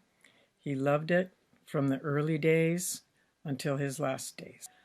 Our family is so glad that he gets to go on this, his last flight. We miss him and love him dearly. I know Ron was excited to share this with us, and he wanted all of us to get together to see him off. Godspeed, Ron. We love you. Stephen Shane Law, forever looking over us. This tribute video is for Stephen Law. Hi, my name is Jack Law. I'm the son of Stephen Law, who's going to be on the flight today. My father was an extremely childlike person. He was extremely goofy and he enjoyed science. He's been into science for like a few years now, so this is going to be a perfect send-off for him. He would be extremely happy that we chose this option for him as a last goodbye. Thank you. My dad was not only one of my best friends, but he was really the greatest son that no one could wish for. We both shared the love of doing something productive, like building or photography. He was the one that taught me the majority of my skills. He was so intelligent, and I just wish that I could pass that on. The things that he knew and came up with was just so smart, and I wish that he could have shared everything with me before leaving. I think everyone's going to miss his goofiness, obviously. I think that's one of his best traits that made him his little childish ways. My brother Steve was truly one of the best. I can't believe he's gone. He was such a loving, caring, happy, humble man. He was like a father to my kids. He was a creative soul. He loved making movies and documentaries, and he had 100 DIY projects going on at the same time. He loved new fun adventures and had many adventures planned. Unfortunately, COVID lockdown isolated Steve and made him lonely. But if he was with us now, he would be so happy, beaming with excitement at this fun adventure. To first have travelled from Australia to Texas, to be a passenger on a commercial rocket, to be launched into space and to orbit the Earth, he would be ecstatic. Thank you so much for Stephen's last awesome adventure. As Steve would say, go Hawks. Love you forever, Steve. Going into space would have so been Steve's thing. If we had told him this was going to happen, he would say, "That's awesome, let's do this. Come on, let's go." And he'd grab his Sony camera and he would try to capture the whole thing. I seriously couldn't think of a better send-off for him. So on behalf of the filming community, Steve, Fly high. We miss you, but you're definitely never forgotten.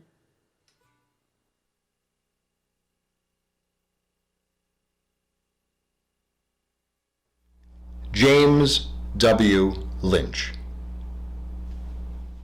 Bruce Spike McPhee, thanks for the experience. Jeffrey Neil Mayman, your dream trip to space. Jeff loved his family, animals, especially dogs and wolves, and space. His greatest joy in life was spending time with his family. Perhaps they are not the stars, but rather the opening in heaven where the love of our lost ones pours through and shines down upon us to let us know they are happy. Eskimo proverb. Andrew William Manius. Hi, everybody. We're the Manius family. I'm Bill Manius. It's my wife, Gretchen, and my son, Hayden. And we're here to chat with you a little bit about our son, Andrew, who we lost tragically about a year ago, who's about to take this exciting mission, the Celestis mission. So we're very excited about that. Our son, Andrew, was always insatiably curious about anything in general, particularly obsessed with anything associated with astronomy, space travel, and the NASA missions. Over the past few years, he was especially excited about the increasing opportunities that private companies were seeing through initiatives and research and innovations being developed through space travel, companies like SpaceX. We knew Andrew was special, and he had a deeper way of thinking about things, even when he was a kid. I mean, when he was 4 years old, he asked us, when we were on our way to school one day, what was at the bottom of space? Pretty deep for a 4-year-old. We live in Houston, so we spent many weekends at Johnson Space Center, or as Andrew referred to it, his space camp. Gretchen? Andrew was a student at Rice University, and while he was, one of his favorite courses there was an astronomy course. He was thrilled about it because he got to go into the Rice's observatory on a nightly basis and research and look at the stars. And he was so excited every time he came home to share with us his gratitude about having access to such incredible resources. Andrew was always anxious to share his enthusiasm and to teach us about new discoveries being made in space, especially by people such as his idol, Dr. Mike Brown, whom he got to meet and visit with for several hours during a college visit to Caltech. When we learned about this opportunity and what we could potentially do for Andrew, we definitely thought it was the best move and something he would really enjoy. We were trying to figure out the best way to honor him, and we figured this is definitely the right way. He wasn't able to live out his dreams and goals as unfortunately as that is, but we wanted to at least help him do something that we know he'd really enjoy. I know right as I saw this as an option when we were reeling in grief and figuring out what we were going to do, I knew it was the right move, and we all agreed immediately. Though he's not with us, we're comforted knowing that my brother and their sweet son is doing well in heaven, and he's going to be in the space orbiting the moon, as so did all of his heroes and many of the astronauts he worshipped. We miss Andrew so much, and we've truly lost the light in our lives, and it's not the same, but we know he's in heaven, and we're looking up to him and hoping he's happy. We love you, Andrew. We love you, Safe Andrew. travels, Andrew. Safe travels. Timothy John McCarthy, infinitely fabulous and beyond fierce. Timothy John McCarthy, infinitely fabulous and beyond fierce. Timothy McCarthy, 61, enjoyed spending time in Provincetown, Massachusetts, his home. He was always involved in the town, supporting the theater, spending time with performers, and influencing local politics. He was a mentor and friend of anyone. He was always willing to listen and impart advice learned over decades of participating in and documenting the LGBTQ communities and researching the rise of HIV/AIDS in the world. Tim was part of ACT UP in the 80s and 90s. He learned to direct his youthful vitality and joie de vivre into meaningful change for his community. His seminal achievement, his work with Sexual Minorities Uganda, SMUG, was the logical next step for a man bent on bettering the world, not through quiet speech, but through bold action. Tim's passing is not easy to accept. His bright light for equality and justice has been extinguished. But if each person who has a fond memory of Tim or appreciated his passion can channel even a small part of his spirit and life, the world will be significantly improved one more time by our good friend and fighter, Tim McCarthy. Now Tim will get one last opportunity to shine his light upon the world as he completes his final journey aboard the Celestis Horizon flight. Richard Ross McCormick, My Restless Spirit Flies. Hello, Richard, we love you. Just a few words before you venture into space. Rickadoo, Sandy, Richard, Rich. I'm sure that on the whole you'd rather be in Philadelphia, but by rising to this occasion you'll keep us looking up to the big brother we love. As ever, it will be a blast having you around. From Amy. Richard, your love of science and space defined who you were as a person. We know if life were fair, you would have found your way into space on your own. It brings us all joy to think of you making this final journey to where you've always belonged. From Corky. Dear Sandy, I love the idea of you in space, especially knowing that you are up there watching over us. Love, Chris. Boldly go and enjoy your adventure, Rich. Perhaps you'll find the spirit of Professor B along the way. From Alyssa. I know how much of a fan you were of cliches and puns, so here's one from me to you, Richard. To infinity and beyond. Enjoy your travels. Love, Lisa. We all wish you a rest in peace.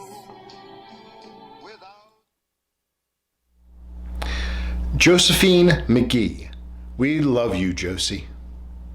At age 18, Josie survived lupus nephritis, then a fatal disease, by entering a clinical trial at the Rockefeller Institute testing the use of steroids to control lupus.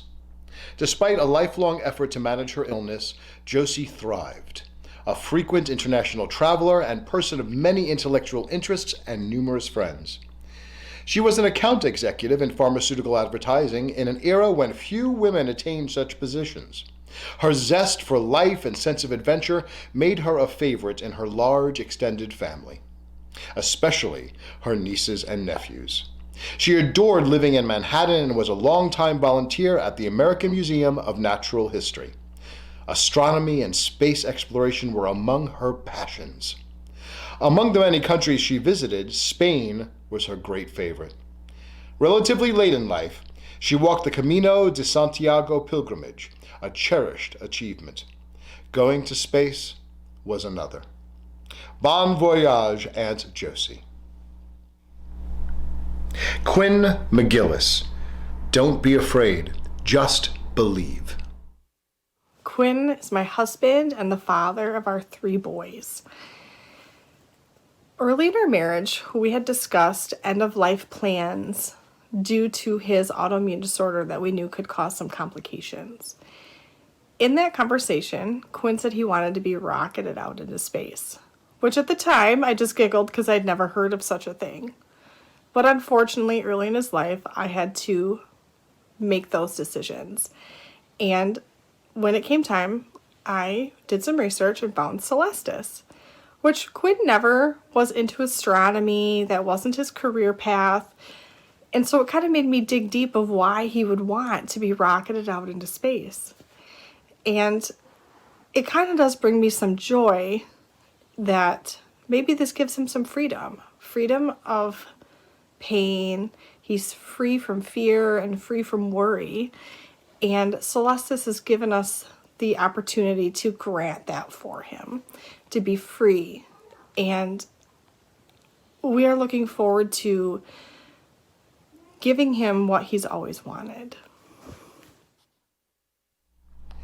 John Joseph McGinnis. To infinity and beyond. John was an avid Star Trek fan and always talked and dreamed about going into space or living on another planet. He loved looking up at the dark Arizona sky and studying the stars. John was the kindest, most honest man I have ever known. A piece of our hearts will forever be missing. Thanks to the Celestis program, John will complete his dream of making it into space. Ralph Alexander Meisel. Ground control to Major Ralph. Now you're actually taking off. Not so long ago, before we actually had to worry about the implementation of your last will, we talked about this crazy dream.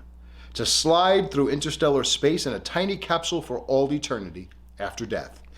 You had all sorts of crazy ideas in your life, but we like the idea of you in a tin can in the infinite space by far the best. A scenario that only a stargazer can spin. The diverse interests, whether politics, art, economy, modern technology, or nature, gave you the balance for your happy life. So all of your friends knew you as a person to discuss so much with.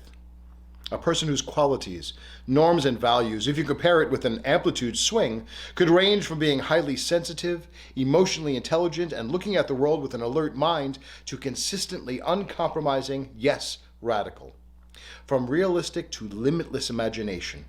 A scenario with which we were suddenly confronted again in spring 2020 under completely different circumstances, which we had to talk about again, and which was now much more real and closer than when we had classified it as science fiction a la Meisel.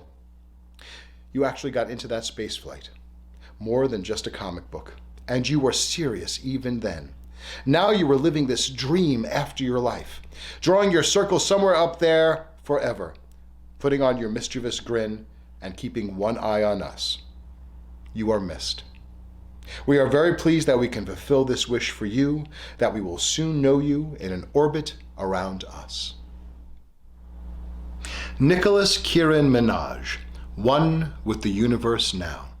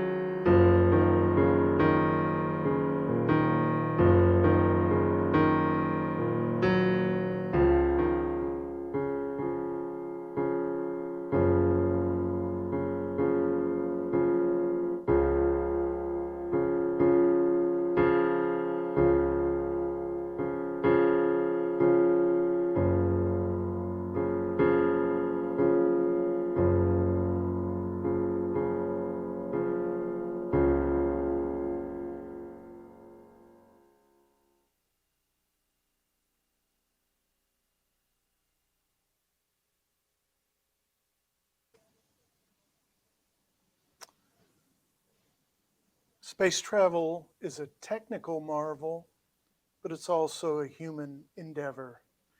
Your choice of a memorial space flight for your loved one is a further extension of both, but it's also a most human celebration and memory of someone you've lost. Recovery and return from that loss is difficult. Here to help guide you along that re-entry path is Christina Rasmussen, a globally recognized expert and founder of the Life Re-Entry Institute. We're pleased that she is our second guest tonight. And stay tuned after Christina for a special musical interlude from the space station recorded in 2015 by astronaut Kjell Lindgren. My name is Christina Rasmussen, and I have spent the last 10 years of my career and life helping people re-enter back to life after a tragic loss. I lost my husband 14 years ago. At age, he was 35 years old and I was 34.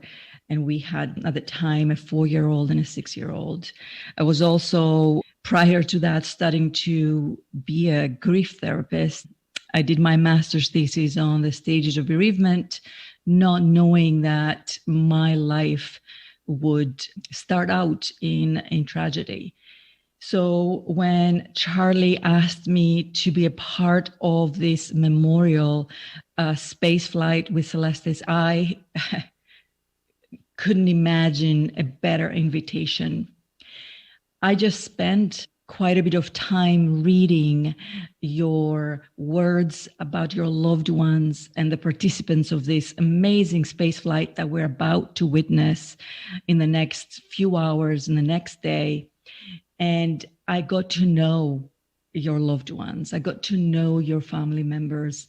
And the one thing that really, really stood out for me very loudly and very clearly was that they were passionate about life. They were adventurers. They wanted to experience the bigger than life world. They loved the stars. They loved space. They loved life here on Earth. And for some of you, this was your way of gifting this adventure to them, to space. And for others, that was your loved one's last wish to go to space as their last adventure. However this has happened, I can't say enough words about what an extraordinary last adventure this is. I can only imagine the kind of people that you are. You are also adventurers, because it is not very common that we find people in our world that take a step like the one you just took, a step towards such a finale, such an ending, an extraordinary moment in time, not only for the participants of this flight, but for you. And even though this mission and this flight is for your loved one, for the participants on this Celestis space flight, this is also your flight and your mission. I coined the term re-entry, life re-entry after loss. And I'm here to spend just a few minutes to tell you a few things about your own re-entry and your own re-entry back to an adventurous life after such tragedy. You see, when we lose someone that we've loved so much, we lose such a big part of ourselves. It is almost like a big part of us also dies with them. Well, it doesn't have to be this way. And especially for people like you, this group of people that has come together to take off planet Earth with their loved ones in so many ways, you are actually experiencing your own very first step towards your life reentry after loss. Millions of people actually never really experience a full life after a tragedy.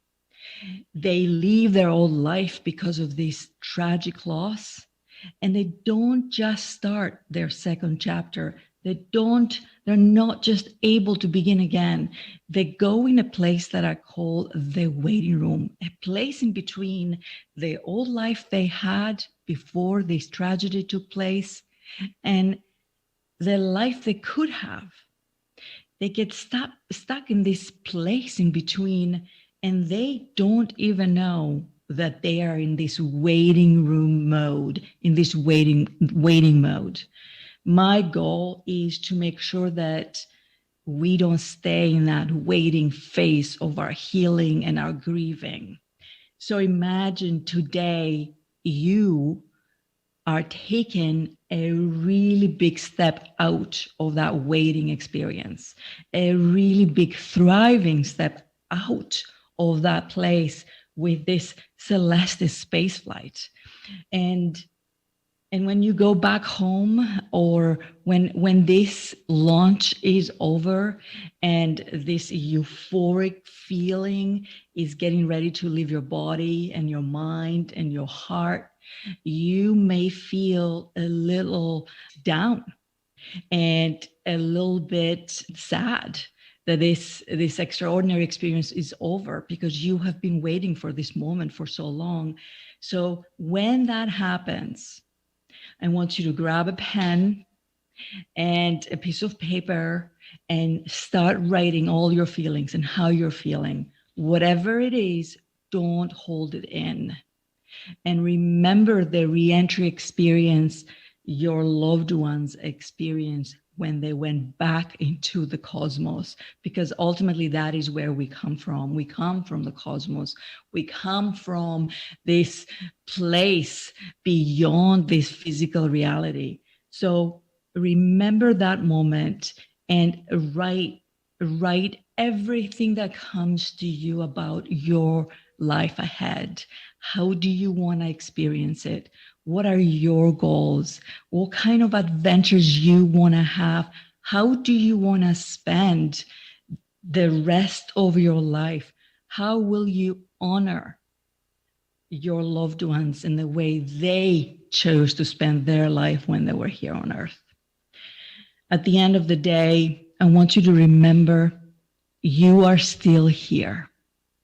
You are here to live out loud, to make dreams come true, to laugh and love and learn and experience and become the person you are dreaming to be in honor of those loved ones that are no longer with us.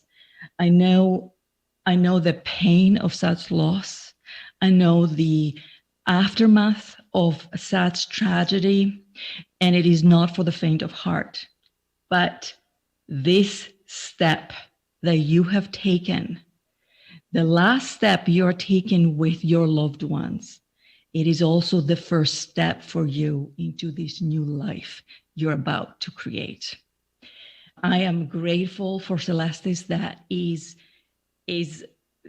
doing such a service for us and is gifting their life and their work into a world of miracle and into a world of adventure. So our loved ones and ourselves can actually feel this euphoria, this moment of thriving, this experience of fully living in the midst of such loss. And there are no words to describe how grateful and how honored I am to be here with you today. Just promise me one thing, that you two get to have thrilling adventures after today, after tomorrow, after this thrilling spaceflight adventure that you get to witness and you get to experience. That when you go back to your life, you choose to write down your goals and your dreams and the ways in which you will honor these participants, your loved ones, your family members that are now part of the cosmos. Thank you for spending these last few minutes with me. I am there with you today and during that flight, and I look forward to hopefully meeting you one day. Take good care of yourself, and here's to your life reentry and the reentry of our loved ones with Celestis Spaceflight. Bye for now.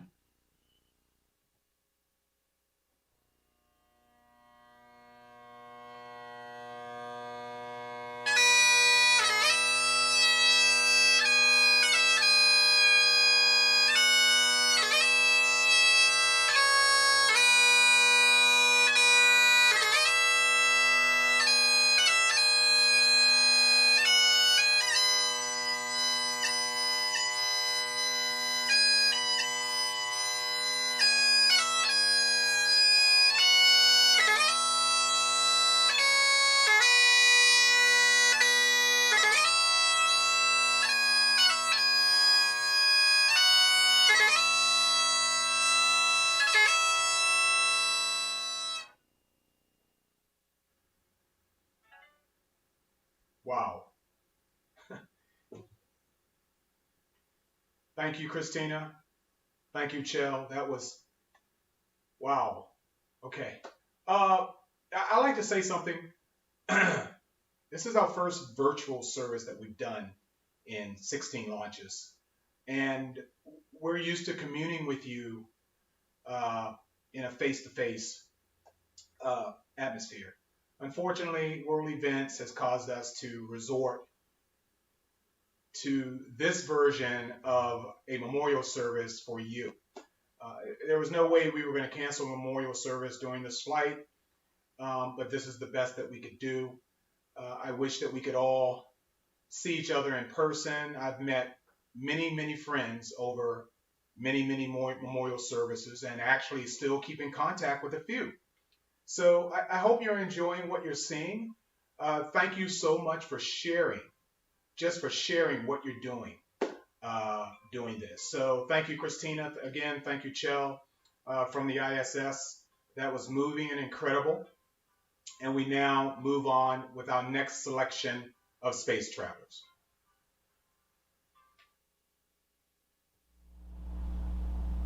Harvey Alfred Miller. Failure is not an option. Hi, I'm Caroline Schumacher, President and CEO of the Astronaut Scholarship Foundation. On behalf of everyone, scholars, board of directors, astronauts, and staff at ASF, we love and miss Al Miller dearly. We want to thank Al for his diligent work on structuring the scholarship program that continues to thrive and grow today. We are so proud of our scholars. We send them off into society. They're contributing to the STEM industries and academia, and so much of what we do is because of Al. You will be missed. We love you, and we are thinking of his entire family at this time. And please know that we will continue to make you proud, and you have a lasting legacy here at ASF. It was such an honor to get to know Dr. Al Miller. He was truly an inspiration, a man who was so humble and yet so kind and charismatic. He was an amazing asset to the astronaut scholars and to me personally as both an encouragement in all that I did. And he always helped you strive to be the best person you could be. Al, my stepdad and my dear friend, I will miss you always. You will be with me every moment of every day, and I can't wait to meet up with you in the great beyond. Love you. Papa, I miss you and I love you and I love taking naps with you while you're napping, so have fun in outer space. I miss you, Papa, very much. I miss making the oyster stuffing with you. even though I hated smushing the oysters. I really miss you and love you. Merry Christmas. Papa, I miss you so much. I wish you were here to hang out with Christmas with us, and I love you and miss you. Hi, I'm Natalie, and I just want to say that I really miss you, Papa, and I love you so much, and I really hope you have a fun time in space. Hey Al, I always enjoyed the many different conversations we used to have, whether about sports, science, or one of your many different life experiences and accomplishments. I will forever miss having you around. Hi, Dad. I want to thank you for everything you've done for me and my family over the years. Your inspiration, love, guidance, and care has made me the man I am today. We love you and miss you, and can't wait to see you again. Maria Blasilda Miranda. Live long and prosper.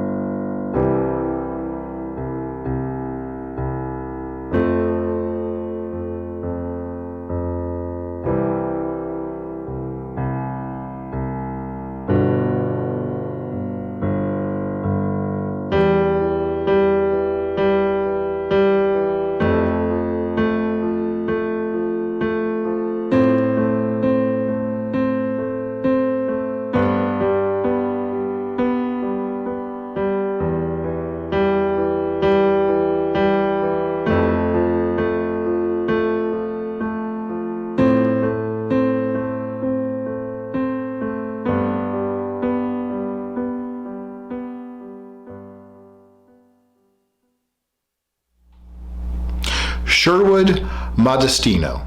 Sail on, lovely lady.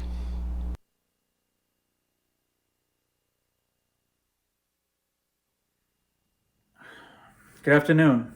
My name is Mark Modestino. My mother, Sherry Modestino, wanted to be an astronaut and dreamed of going into space. She worked at the MIT Manned Vehicle Lab from 1970s to the 1990s. She worked with astronauts in the space shuttle to determine the cause of motion sickness as it related to the inner ear. This was an interesting and very gratifying project for her, as she got to fly on the what's known as the Vomit Comet, a zero gravity plane, which they had run several experiments that later went up in the space shuttle.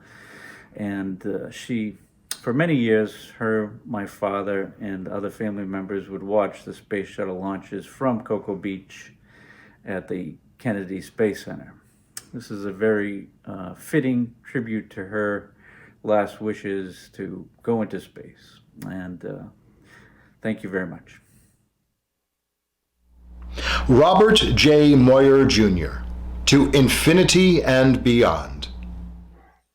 I'll be reading something that my mother wrote that she's asked to be the video about. A shooting star has burned out too soon, and Bob was called home to heaven. Heaven has received an unstoppable man with a beautiful smile and warm hugs. Just as stars light the sky, Bob lit up the world with his unique sense of humor and his laughter. As a family, a huge hole has been made that can never be filled by we might not understand why you left this earth so soon, or why you left before we were ready to say goodbye. We will remember that you lived your life and gave us memories too beautiful to forget. Bob had a great love for travel. If he had his way, he would have been bound for some far destination every day. With his camera in hand, he traveled, taking pictures and adding memories along the way. We always said he documented our lives in pictures. His fascination with far-off places and new adventures was endless. One place he always was fascinated with was the stars and the vastness of space. He was in awe of it all. We went stargazing every place we traveled. He would have to set off to find the darkest and best place to see the stars, no matter where we were. On one trip to the Bryce Canyon in Utah, we had to drag all the pillows and blankets off the hotel bed, and we climbed the rocks to the perfect place. We lay under the stars, and he showed me all the constellations. He constantly spoke about how many light years it took for stars to reach us. He was just so in awe. And so my final gift to him is to send him where no travel agent could ever get him tickets to. So with our love and our blessing, we sent him on his final journey into the stars that he so longed to see up close. And as a family, we will always look at the sky now and see Bob and all of his amazing gifts and memories that he's left behind. And when we want to talk to him, we don't have to go any further than stepping outside the door. William B. Murphy, Jr. It's a Wonderful Life. Hello, I am Kathleen, sister of William Burnham Murphy, Jr., who will be taking his final journey on this flight to space, something that my brother, who I call Billy, would be totally excited about. Before I can say what my brother means to me, I need to put into words, write them down, say them to the world verbally, what I feel made him so special. Billy was born premature, overcame almost being burned from a homemade incubator, and this was just his first challenge. Because he was born while my father was in the Navy, they moved when he was 10 months old for a very short time in New York, then Virginia, where our father was then selected to leave and report to duty on an LST. My brother was only 1 by then, and he and my mom had to get back to California by themselves. Another year went by until my father had a 3-week leave. Then he was gone again until Billy was 2.5, when my father was out of the Navy. We lived in the Bay Area until Billy was 5, then moved to New York since my father took a job with the Arabian American Oil Company, which was based in New York. So this began some new challenges for Billy. He started school in New York. However, less than 5 years later, my father's company headquarters was moved to Saudi Arabia, and that is where we were headed. My father went 6 months before us, so the rest of the family went back to California to stay with relatives until we could join our father. Billy had to start a new school year in California, then finish that school year in Saudi Arabia. Very hard for a 10-year-old. In Saudi Arabia, the schools went up to 9th grade. So after 4 years in Saudi Arabia, then at the age of 16, he had to leave our family to complete his high school years elsewhere. Imagine being on your own basically at the age of 16. Turns out to never live with his immediate family again. Billy went to Beirut, Lebanon, where during his first year had terrible riots. This meant he had to move high schools to finish his last 2 years. The family chose Switzerland. After Switzerland, he was admitted to Stanford. Through all of the years without seeing his dad, making many school changes, meeting new friends and new cultures, Billy accepted all of these with an open mind and an open heart. He graduated from Stanford, got married, and had 2 children. During this time, he had more personal challenges, but I cannot tell you how proud I was of him to overcome these particular challenges and come out an even better man. My brother's challenges is what made him the unique human being that he was. I used to call him my perfect brother. He was incredibly smart, always getting A's, but never boasted. He was always kind to me, none of this brotherly, sisterly fighting. I thought he could do nothing wrong, always looked up to him. All I wanted for him to be happy. When I visited him, he and I would stay up late to watch TV together. What did we watch? Science fiction movies, always. I will always think of Billy with a smile, and for years to come, I will look up into the sky and know that you, my brother, are orbiting the world. I am so happy for this journey. May you rest in peace. I love you. I'm going to talk about my grandpa. So I have a lot of memories about him, and I am extremely lucky to have so many. But one of my most recent memories was when he came over with Mimi to our house for Easter. So they got to experience that really cool tradition of, the Easter egg hunt. Or I guess it wasn't really a hunt that year. That year we got like giant pinata-like things. It was really cool. And I mean, like, he was amazing. Like, he was extremely smart and always had such good ideas. I mean, yeah, it was awesome that I got to meet him and be with him. So one of the fondest memories I have with Grandpa is we were in his apartment and he had like this helicopter and we were flying it around and eventually Grandpa flew it too high and it hit the ceiling and kept falling. We tried it again and once he flew too high it hit the ceiling. And Mimi came out, was like, "What are you doing?" And we were just like, "We're crashing a helicopter." That was like one of the fondest memories I have with him and I really miss him. Miss you, Grandpa. He made me feel like family. Damon Paul Nelson, fulfilling your spaceflight dream. Damon's inquisitive mind guided his life. It was tempered by integrity and spiced by a wit that made it fun to accompany him along the way. From Tulare High School in California to the College of the Sequoias to the U.S. Air Force, he chased life with fervor.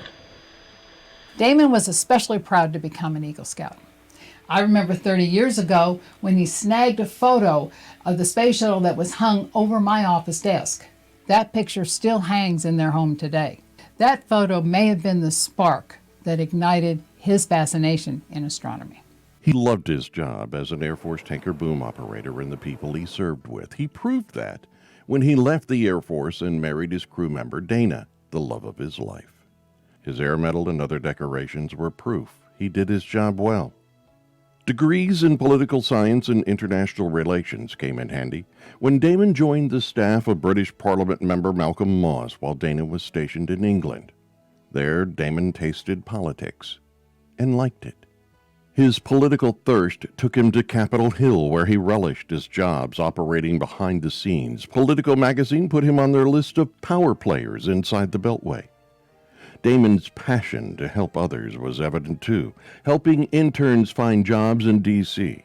A throng of congressional staffers had careers launched by a phone call or recommendation from Damon.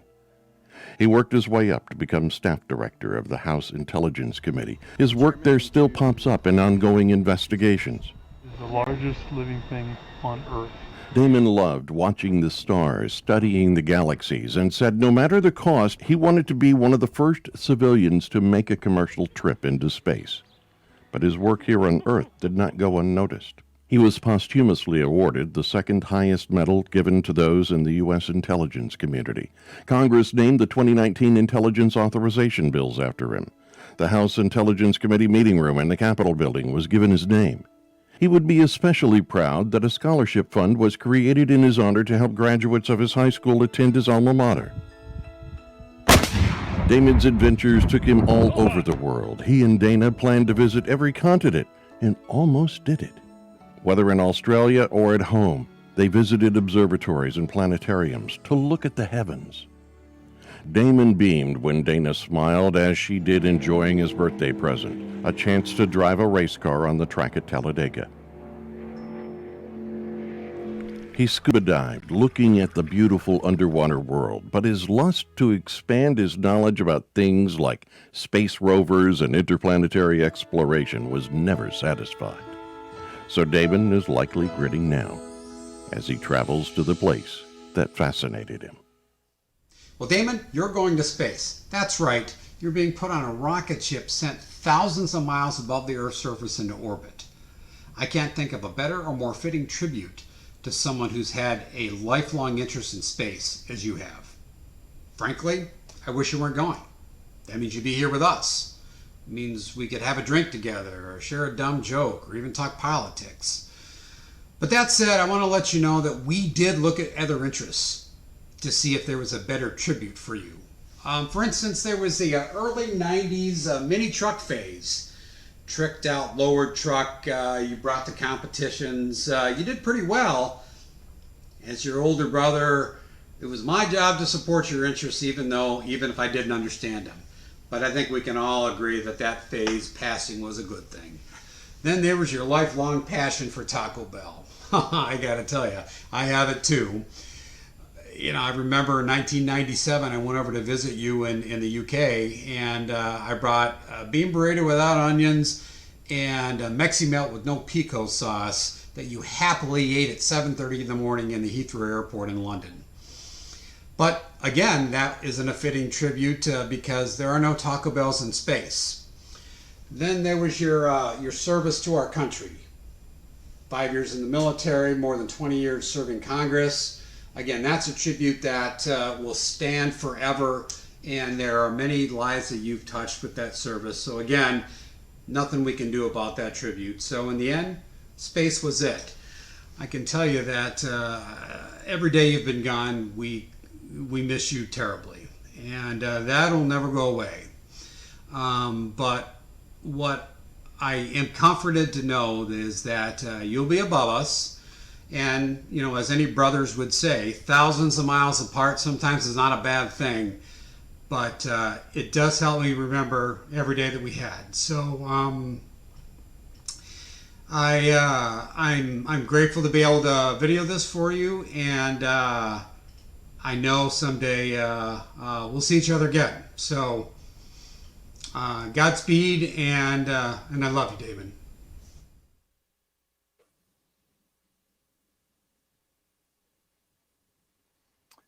Well, our next guest is my friend, author Frank White.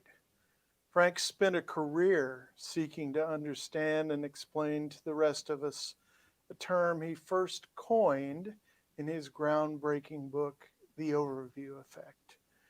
He described better than anyone else the positive, transformative effect spaceflight has on astronauts. And more recently, he applied that analysis to the effect spaceflight has on people like you, who have the distinct honor of witnessing a loved one's journey to space. His work is seminal in the emerging field of space consciousness, and he's here today to share his insight with us. Hello, everyone. My name is Frank White. I'm the author of The Overview Effect, Space Exploration and Human Evolution. Thank you so very much for allowing me to join with you on this very special occasion. I'm here because Charlie asked me to talk just a little bit about the overview effect and how it might relate to the experience you're going to be having while you're here with us and on launch day. So first, let me describe what the overview effect is. It's a term I coined to describe the experience of astronauts when they see the Earth from low Earth orbit or on a mission to the moon. And because they're individuals, they of course have different ways of describing the experience, but there are some common features to it, and I'd like to share those with you. First of all, they comment on how beautiful our home planet is. They did know that we live on a beautiful planet before they saw it from a distance, but apparently the beauty just stands out even more when you're in orbit or on a lunar mission. Secondly, they're a little surprised, even though they did know this in advance as well, that they don't see borders and boundaries like we do on a globe, defining different countries. Again, they knew intellectually there were no borders or boundaries, but it's quite something else to actually see the Earth as a whole system in which everything is interrelated and interconnected. And for astronauts, it's a little hard sometimes to understand why we take these dividing lines so seriously when they can't even be seen from space. And when I've talked to astronauts and said, well, what did you get out of the experience that you're describing?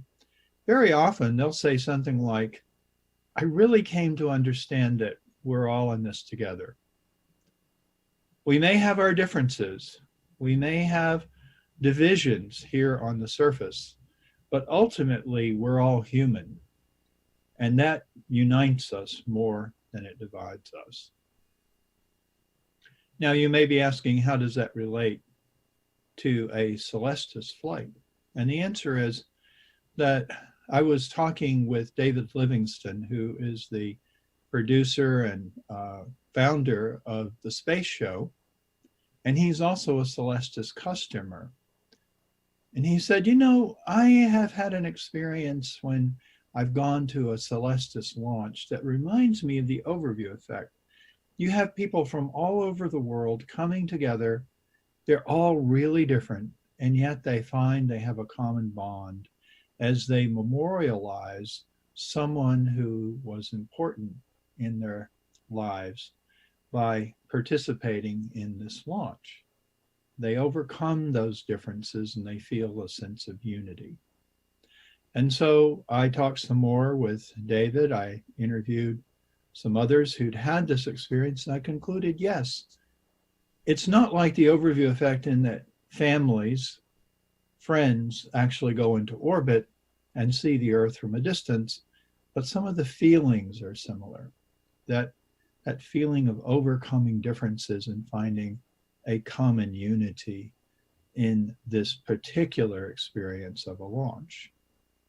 So I don't know, of course, why you've chosen to memorialize a loved one with the flight, but it might well be that they are, or they were, space exploration enthusiasts, and they wanted to experience the overview effect.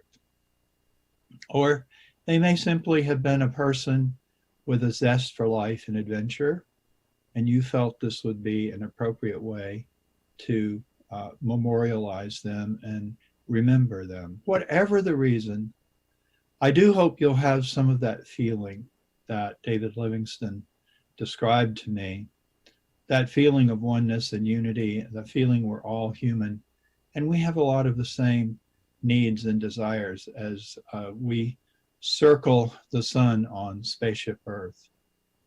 So my hope for you is that in spite of the fact that we cannot gather together at the launch pad physically, we will be able to use this marvelous technology we have and in some virtual way have that kind of experience of oneness, and that you will feel some celebration and some closure as this person who was so important to you, some part of them becomes a part of this wonderful and beautiful and awe-inspiring universe that is really our true home.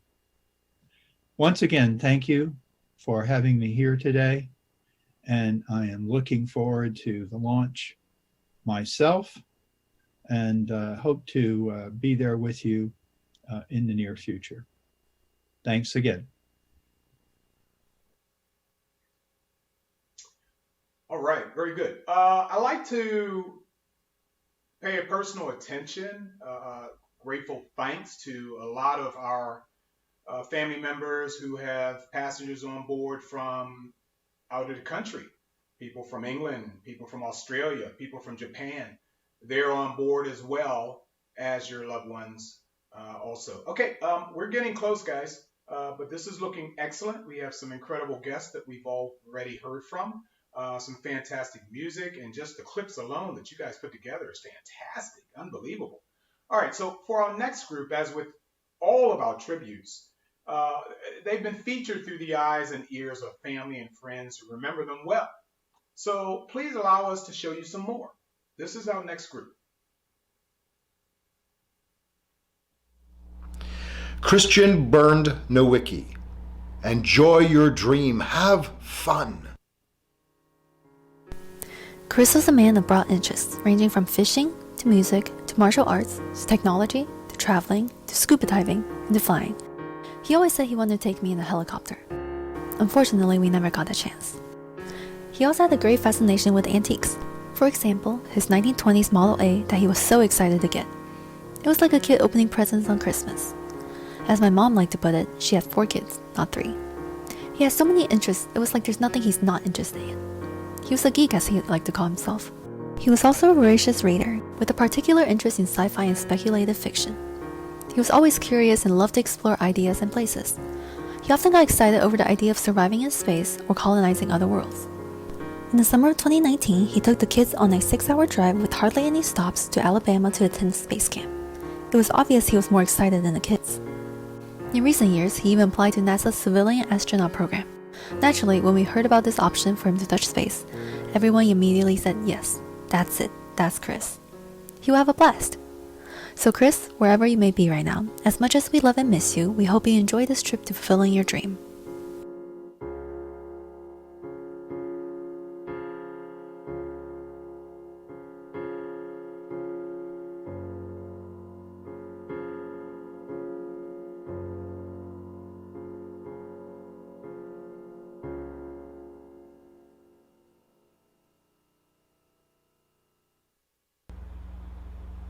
Robert Wayne Oglesby.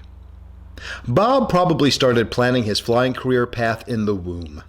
In his youth, when he was old enough, he joined the Civil Air Patrol Cadet Program.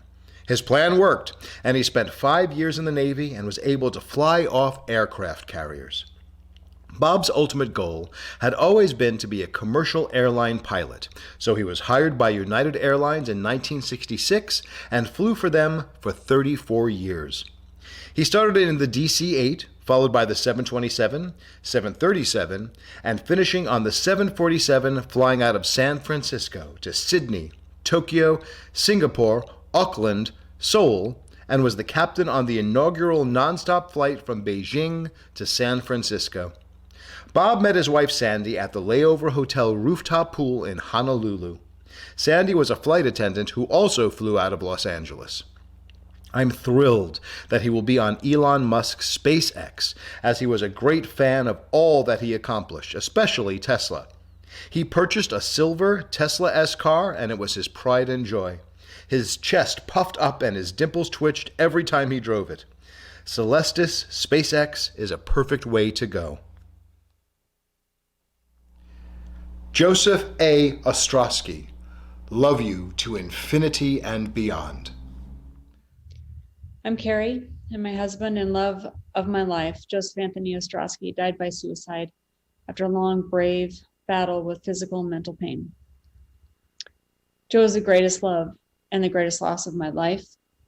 He was an amazing husband, incredibly kind, gentle man, wonderful uncle, son, son-in-law, brother, friend, and just a tremendous human being.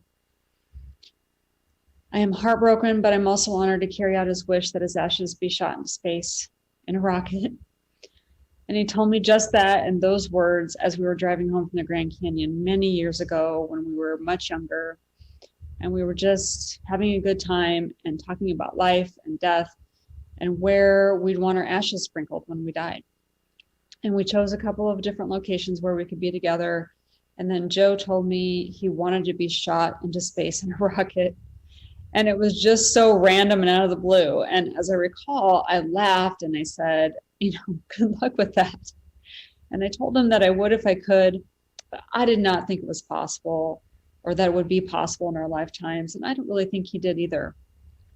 But I'm glad he told me and shared that desire and wish with me. And I had no idea what knowing and loving him and that conversation would set into motion.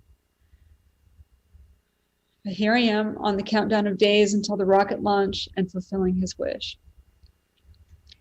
He would often go outside and stare at the starlit sky and look for satellites, and it thrilled and excited him every single time. He found joy in it. And if there had been an opportunity to go to space as a civilian while he was alive, Joe would have been first in line. And I would have happily dropped him off, but I wouldn't have gone with him. I would have supported that dream. So, babe, I give this to you in the only possible way I know how. And as you move across the sky in meteor showers, I will watch for you between the stars and across the moon and into the sunlight. And as we used to say to each other, I love you to infinity and beyond that. I love you. Louis Palmerini, The Road Goes On Forever. John Peckham, Carol Pelham, Wait for Me, Marta. Suzanne Phillips, David Allen Pileggi, Christopher Scott Port, We Love You.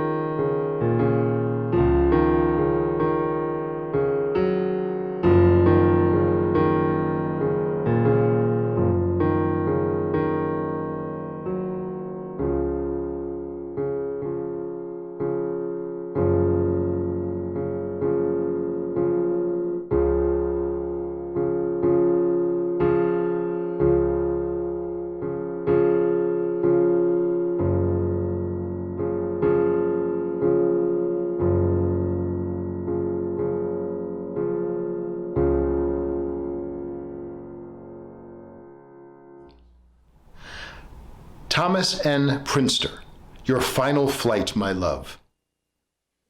This video is for my late husband, Tom Prinster, who died in August of 2018. He died very suddenly, very unexpectedly. Tom was a big guy. He was a very athletic man. He loved to be up in the air. When he skied, he liked jumping. He jumped on a trampoline, and turned himself upside down at 6'5" and 225 pounds. He was also a pilot at a very young age. One thing that defined Tom's life was an event that occurred in 1982. Tom was flying a commercial plane with 10 passengers aboard. It burst into flame while he was flying it, and he landed it on a frozen reservoir, saving 11 out of the 12 passengers on board. Tom did not like being known only for this event. He lived a very full and productive life beyond 1982. Tom was a writer. He was a psychotherapist. And he had an incredible sense of humor. He was brilliant. And so when he said he would like his ashes shot into space, I thought that was ridiculous, but I found Celestis. So here goes, Tom, your final flight, my love. Barbara Ray, Loving Always into Forever. Albert John Reinert, For All Mankind. I've been a space dork since I was a little kid. I grew up watching people land on the moon and thought that was the most extraordinary thing that I'd ever seen. I watched For All Mankind, and it was the most amazing space film I'd ever seen, because I think it answered the question, how does it feel to go into space? The film was released in 1989, and it went on to win the Audience Award and the Best Doc Award at Sundance that year. It was nominated for an Academy Award. You know, I knew about Al before I got involved with Apollo 13, the screenplay that he wrote with Bill Broyles, because I love Texas Monthly. And Al's writing there was rich and remarkable. He's a great storyteller. When it came to Apollo 13, his knowledge was so deep, and his connection to the humanity of that story so rich and specific. Again, For All Mankind was an absolute work of genius. Al lit up every room that he walked into. He was completely unassuming, and yet there was this intelligence to go with a wit. The Al I knew, and I didn't know him well, but I knew him intently, was a great journalist and a great storyteller. He was a very good collaborator and somebody that was a pleasure to participate in. I'm not convinced the human race is going to be around 1,000 years from now.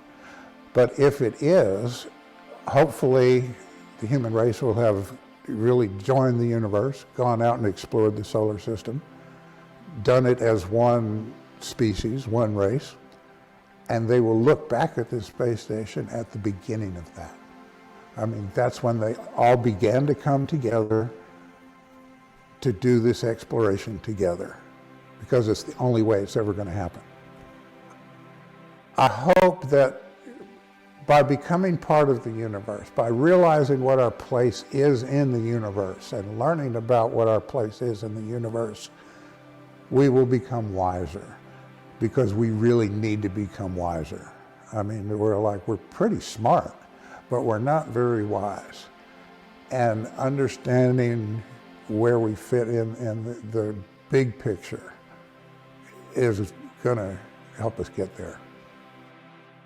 You can think about all the cool things we're going to do in the future in outer space. I mean, we're like, one of these days, a lot of ordinary people like us are going to get to go.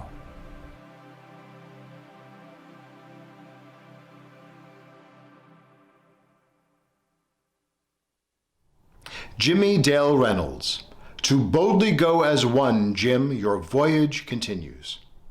Jimmy had a Starfleet fitting for any intergalactic voyage. On board the USS Reynolds Prize is his loving wife, Nancy Hernandez, who served as his loyal first lieutenant, his daughter, Wendy, acting as chief engineer, and his youngest daughter, Courtney, acting as operations manager. His crew also consisted of his grandchildren. Prior to joining the USS Reynolds Prize, Jim volunteered to serve in the United States Navy for 4 years and was a veteran of the Vietnam War. A true veteran, and because he was a volunteer, he was awarded the National Service Ribbon. Jim was the kindest, most loving, generous man, and he had the biggest heart. He was always willing to help you out no matter what. He is deeply missed by all who knew him. Isn't it ironic that Jim passed on Earth Day during a meteor shower? To boldly go as one, Jim, your voyage continues. Don Roger Richardson, I am all that I grok. Don Richardson was one of the biggest science fiction and science fans ever, although he had no science background in his real life or training. One of his greatest regrets was that he was physically unable to become an astronaut due to bad eyesight for most of his life. Don met his wife Carolyn in 1988 when they were both teaching classes for IRS. Not surprisingly, they came together over a trivial pursuit question about Star Wars. This rapidly led to a first date and then 5 years of dating before tying the knot. We always joked about it being a mixed marriage, with him a Star Trek fan and Carolyn a Star Wars fan. The last thing we did together was watch Star Trek: The Wrath of Khan, his favorite of the Star Trek movies. You are finally getting your wish to be in space, sweetie. I hope you enjoy the ride. John David Glenn Rogers, fulfilling your spaceflight dream. James M. Roofer, live long and prosper. He was a self-proclaimed geek and technology was his favorite hobby. He even created a movie about each of the kids' births, including writing a script complete with music and film editing, and hosted geek game nights with his wife where they and their friends would get together to play board games like Catan, Pandemic, and Castles of Mad King Ludwig. James was intelligent and kind-hearted, and above all else, James loved his family dearly. His greatest accomplishment in life was being a daddy. Dr. Marco Aurelio Satiro, nothing lost, everything transformed. Avante, love. In loving memory of Marco Aurelio Satiro, I wanted to share why I chose to send my husband Marco to orbit the Earth on board of the Falcon 9 rocket on the Horizon flight. I can hear him saying, "It's terminally cool." Marco loved Star Wars. Fun fact, when the first Star Wars movie came out in the theaters, he was 15 years old. He watched the movie 32 times in the theater, countless other times at home as a family or alone. Movies, books, music, toys, and anything Star Wars would make him smile so big. His eyes would sparkle and we would lose him to it. Anything related to science fiction, science, space, flying vessels, flying machines, wars, so many interests. Besides a sharp mind, Marco had a very steady hand. He learned to make and took part in many remote control sailboat regattas during his preteen and early teenage years. He assembled many airplane models. Some he made from scratch, starting from balsa wood, a skill he learned from his father. Our kids and a few of our friends have some toys and exclusive items crafted by him. He used to say that the hours he spent on his hobbies helped him to think about problems and equations he was trying to solve. Marco was an extraordinary man. Born in a loving family in São Paulo, Brazil, his parents provided him with a life where education was valued, and Marco took to it very young. As we got to know one another, I came to hear the stories of how he decided he wanted to become a chemical engineer very young, and his decision never changed. Tales of when he almost burned down his parents' house by mixing chemicals to release hydrogen, or when he decided to cure his grandfather's fig tree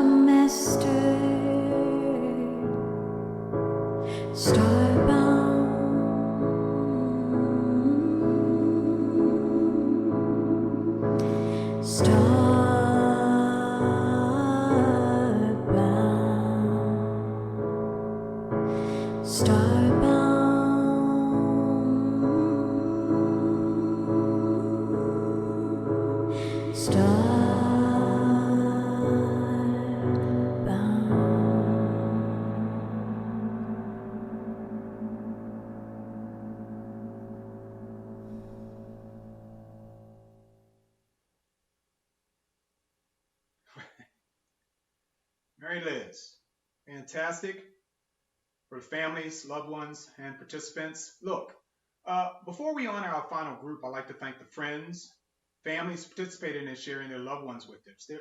Their lives as seen by your eyes and the obvious love you have for them, knowing you were able to fulfill a wonderful gift to them as they journey amongst the stars was just utterly incredible. You tugged so many times on my heart.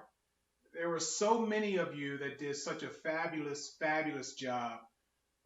Not only should your loved one that's going up with our next flight be proud of you, but your family and friends who've watched what you have done to honor your loved ones. I can't begin to thank you for putting up with me for the last 2.5, almost 3 hours. We're not done yet. There's a lot of information that you need to hang around for. Everybody needs to come back online and get ready for Charles' briefing. But before we do that, we're going to show you our final group, and I'm going to say goodnight to you because this will be the last time you'll be seeing me.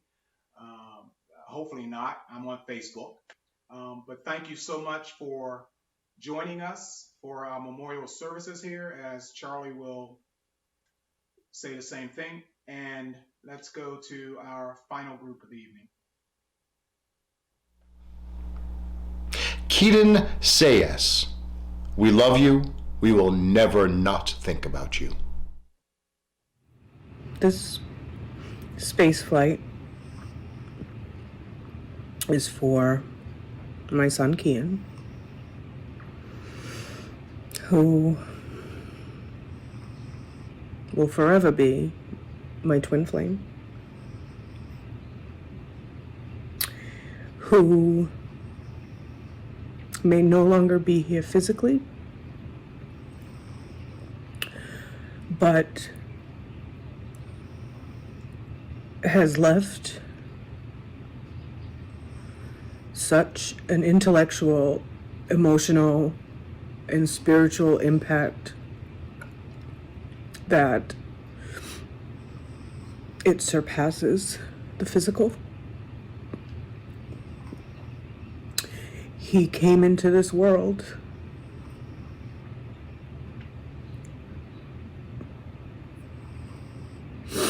so beautiful, and he lived a beautiful, tragic, extraordinary life.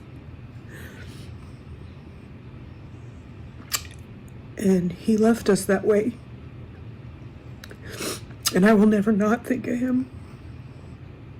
He will always be with me until I can be with him. I see the signals in the clouds, the smoke signals he sends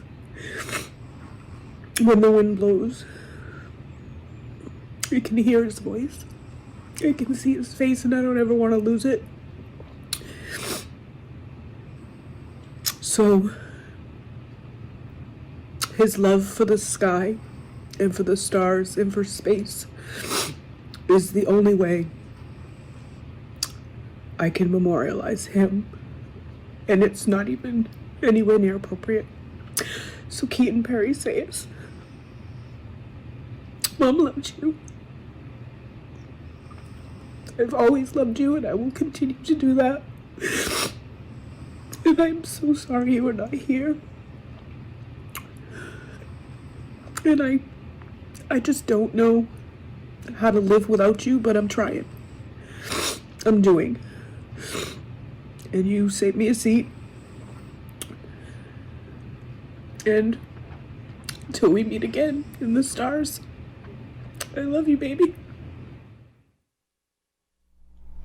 James Arthur Schubert. David Shannon, Space, the final frontier. Hello, my name is Joanne Shannon, and this tribute is for my husband, David Shannon. He was an amazing man, and I want to tell you a little bit about him. He was always fascinated with space and told me that he would, if an alien landed a spaceship in his front yard and offered him a ride, he would definitely take it with no questions asked. He wanted to be an astronaut, but that wasn't possible at the time. You either needed to be a test pilot or have a PhD. And so he decided to use his engineering skills to join the HRSI program and make the heat shield for the shuttle. He was fortunate enough to be one of the engineers that flew to the Cape to watch the first shuttle take off. And then they flew back to LA to watch the shuttle land. A couple months after the flight, Crippen and Young came to the Lockheed facility in Sunnyvale and shook the hands of all the engineers that worked on the program and told them that they did an excellent job, a job well done. And Dave said that was the highlight of his career, was being able to meet Crippen and Young. He was a gentleman, and he always thought of others, and he enjoyed helping younger students and even colleagues as well if they needed assistance with engineering or understanding the space program. And so we know that he would be thrilled that he's going into outer space on a Falcon 9 rocket. The family and friends thank Celestis for giving us this opportunity for our loved ones to go into outer space.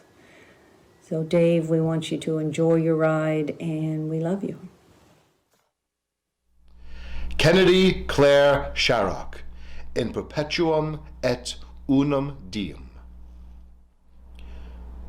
Mark Stewart, always look to the heavens.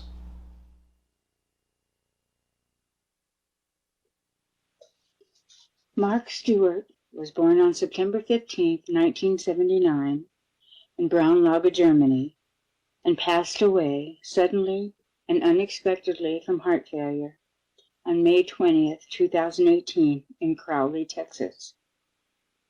The heavens and all their glories and mystery captivated Mark from a very young age. The VCR constantly held Star Wars or Superman movies. Star Trek: The Next Generation was not to be missed television. The blueprints of the Starship Enterprise were studied. Legos created rocket ships and space shuttles. His passion for aviation and space carried on throughout his life and influenced many of his activities and trips. A visit to Jackson Hole, Wyoming in 2017 to see the total eclipse of the sun was a highlight of his life. His words from a social media post of his experience: totality. No picture can capture the grandeur and otherworldly properties of totality. Amazing. We can't remember him without a telescope. He knew the details of every plane and shuttle. Mark lived a life looking up at the skies and jumping at every opportunity to explore them. He summited Kilimanjaro, helicoptered over Kilauea, Victoria Falls, and Uluru, climbed Huayna Picchu, hiked Denali, skydove 3 times, explored the night skies of the pyramids in Egypt, and visited nearly 50 countries and countless national parks. He marched for science. He flew around the world in 8 days across 24 time zones and in a variety of aircraft. Mark would want us to mention that last part. It was important to him. Not only would Mark never turn down a trip, there's also no doubt space travel has always been in his future. Now we have a chance to make it so. Always looking up to you, Marco Polo. We love you. Gordon Scott Stroll, setting you free to soar and be at peace. Like many baby boomers, Gordon was a witness to and was enthralled with America's travels into space and to the moon. As an amateur astronomer, the space program sparked his imagination and ignited the desire to reach the stars himself. He was enchanted with the idea of at least going to space after he passed away. Beyond his enchantment with spaceflight, Gordon was an avid reader, a student of history, and a demonstrated talent in the culinary arts. He had an encyclopedic knowledge of music and a love for all genres of music, and he loved his family beyond measure. Christopher Charles Swagger. としつぐ田中愛してるとしつぐ田中レーダーの開発に長年携わっていたとしちゃん。そのレーダーで宇宙に旅立つのは思ってもみなかったでしょうね。そのロケットに乗っていつも一緒に旅行していたのに今度ばかりは私は見送るだけになってしまいました。空の上から私の姿を見つけたら手を振って、私も手を振るからね。今までいろいろなところで関わっていた場所、今は花が咲いてニュースで聞くたびに、あ、としちゃんよかったねと今度は空に向かって叫ぶよ。としちゃんが迎えに来てくれるまで私は元気に明るく生きていきます。のりこ、愛するとしちゃんへ。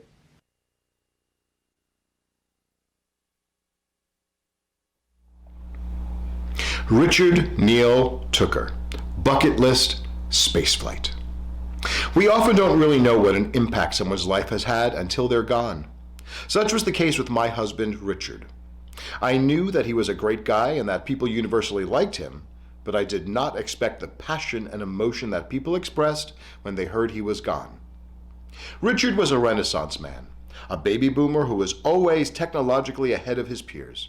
He was a pioneer. He was fortunate to have entered the direct marketing business before it was a thing, and ended up being one of the early gurus in this field. Being a creative genius, Richard needed many different creative outlets in his life, and was lucky enough to be able to afford them. He was an amazing wildlife artist, excellent photographer, scuba diver, made beautiful stained glass, and had every geeky electronic man toy. We traveled the world. Needless to say, we were crazy about Star Trek and early Star Wars. Richard wrote a science fiction novel, The Titicaca Effect, available on Amazon.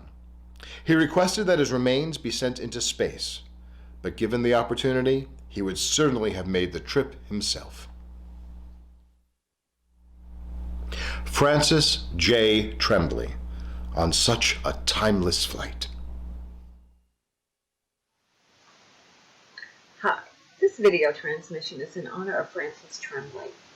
Our dad was a very loving, easygoing man, and with my mom raised 3 loving, caring children and grandson who went on to do the same. Everyone who knew him liked him. He overcame many emotional and physical hardships, both in his youth and adulthood, with integrity, humor, and perseverance. One major hardship in his life was the death of his parents at different times in his preteen years. Another major obstacle that followed him throughout his life was his condition of narcolepsy cataplexy, a little-known condition in the 60s when he was diagnosed. An entry in his yearbook states, "Fran, you'll go far if you can stay awake." And he did go far. He went on to become a very respected computer programmer in the infancy of computers and satellites. He was instrumental in the installations of the first satellites in countries the likes of Thailand and Chile, not letting his condition hinder nor define him. Needless to say, his condition was the source of many funny stories and pictures. Dinner was spent with one eye on your plate and one eye on Dad's plate, getting ready to pull it out of the way of his falling head. Good for him was the fact that well before my sister, brother, and I were teenagers, he was already used to sleepless nights. Bad for us was that he was the built-in security system. There was no sneaking in past curfew because he never knew when he would be awake or asleep. When TV remote controls became the norm, sounds of them falling from a relaxed hand became a constant. No one need say, "What was that noise?" We would just look at each other and laugh and say, "Hopefully it didn't break." Universal remotes were a godsend. You could just run to the store and get another. I remember visiting one time at their house, grabbing a box to be taken to the recycling center. It contained at least 10 remotes. When I pointed to it and said, "Hey, what's this?" he just grinned.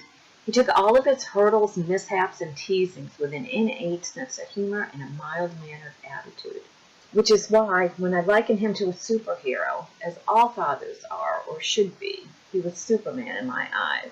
As a child, to me, he was handsome, strong, and invincible. But as an adult, he was Clark Kent all the way. Our father had a wide range of interests and hobbies, 3 of which overlapped. Those were science fiction, reading, and space. Regular Sunday dinners would find him at my kitchen table on a laptop perusing the SpaceX website, patiently waiting for someone to walk by so he could enthusiastically enlighten and update them with news of the Falcon 9 and the Falcon Heavy. The Horizon flight was specifically chosen because of the provider and the transport vehicle. We can't think of a more tender and respectful way to honor this gentle man than by his ashes being brought to space via SpaceX and the Falcon 9. I have a favorite quote that I myself try to mimic, and the last 2 sentences of it really sums up my father, and it states, "Don't strive to make your presence noticed, just make your absence felt. And his absence is surely felt. Until we meet again, Dad, we love you."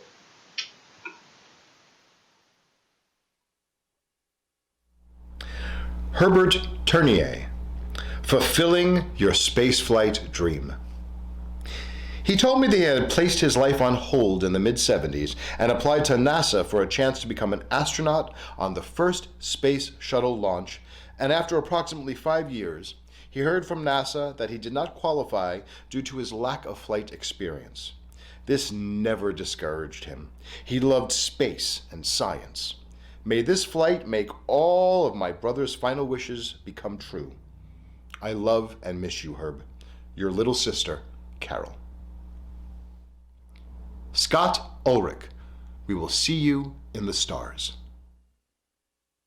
Hi, I'm Heather Ulrich, Scott Ulrich's wife of 25 years, who's a participant on the Horizon flight. Scott was a dreamer. He loved space. He was a fun haver. He never sat still. Scott set goals for himself and always achieved them, exceeded them actually. He was a Trekkie, if you can't tell. This is what he wanted to be launching to space after he passed. He did everything, every adventure possible. He rode bicycles. He scuba dived. He skydived. He ran marathons. He ran like Spartans, savage races, anything to push himself to the limit. Constantly just going. He told me once that if he could go live on Mars, he would do it, even leaving the kids and I, and not look back. Not that he didn't love us, but it was his dream to be in space. He would be so giddy right now knowing this was going on. I mean, like a 2-year-old waiting for Santa. He just loved life, loved people. He didn't meet a person that he didn't know everything about after he talked to him for 5 minutes. He was very, very social. He just wanted everyone to be happy and do the best that they could possibly do. So on that note, I really appreciate that this program is available so that we could fulfill his dreams. And just, I can't wait to be at the launch and see him launched and just think about how happy he would be. Thank you. Bernard Robert Weinstein. Michael Edward Wellham. He lived, laughed, and loved. He had pancreatic cancer. He was diagnosed in February of 2018 and passed away in June of the same year. From late March to late May, he was still really lucid, so I asked him what's something that he wished he could have done and he never got to, and he told me that he wished he could have been an astronaut. So he thought about it and he was like, actually, never mind, I'm going to get to do that now. So my dad worked at NASA as long as I can remember. When I was a kid, that was a really big part of my life. I remember back when I was in kindergarten, we had a day where we dressed up as what we thought we would be in 20 or 25 years. And I dressed up as a NASA engineer. I had a little clipboard with stickers from different space missions that my dad had given me. He worked a lot with the International Space Station. He put a rack called the Fluids and Combustion Rack up there. He and his team did. So I got to send commands to that from Earth one time. One time we gave an astronaut a tour of the research center where he worked up in Ohio. I got this tattoo right here after he died. They took his ashes. Since they're just carbon, they can mix them with black tattoo ink. And so all of the outlines on this astronaut tattoo have my dad's ashes in them. That was inspired by that conversation and him saying that he finally gets to be an astronaut. I just wanted to commemorate him in some way. I have this one as well, the "We are so proud to call you our son, love Dad." It's from a Christmas card. It doesn't have, that one doesn't have his ashes in it, but I like that they're right next to each other. It's like fulfilling a wish that he had, even though it's not in the way that we expected it to. It's still, we're actually getting to do that for him. So I'm just really glad that this opportunity exists. Robert Scott Welty. Go with peace and love. Rob spent many hours at the Houston Museum of Natural Science as a child. In pursuit of his hobby, he participated in their space simulation launch for Apple, made and launched hobby rockets, and enjoyed the field of astronomy. Robert D. Wesley, fulfilling your spaceflight dream. Fly away. Andrew G. White III. We love you, Dad.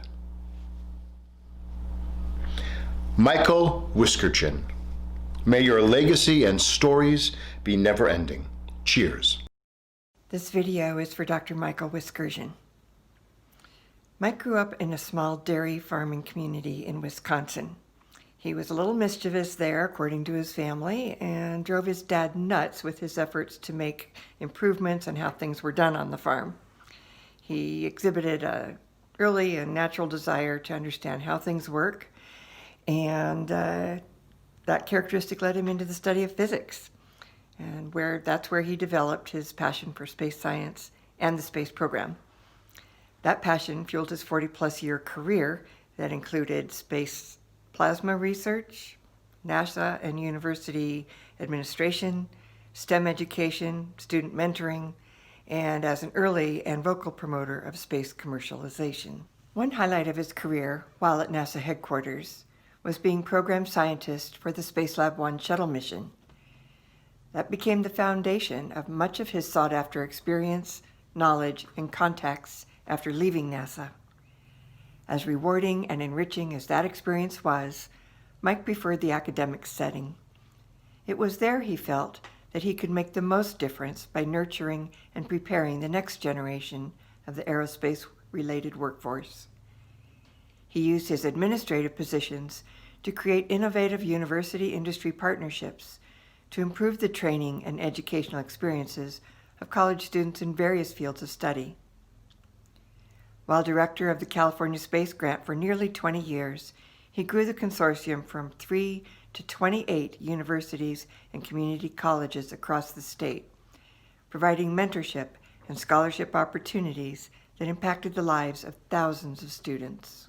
But he found his greatest rewards in his own student mentoring and the relationships he developed with his students.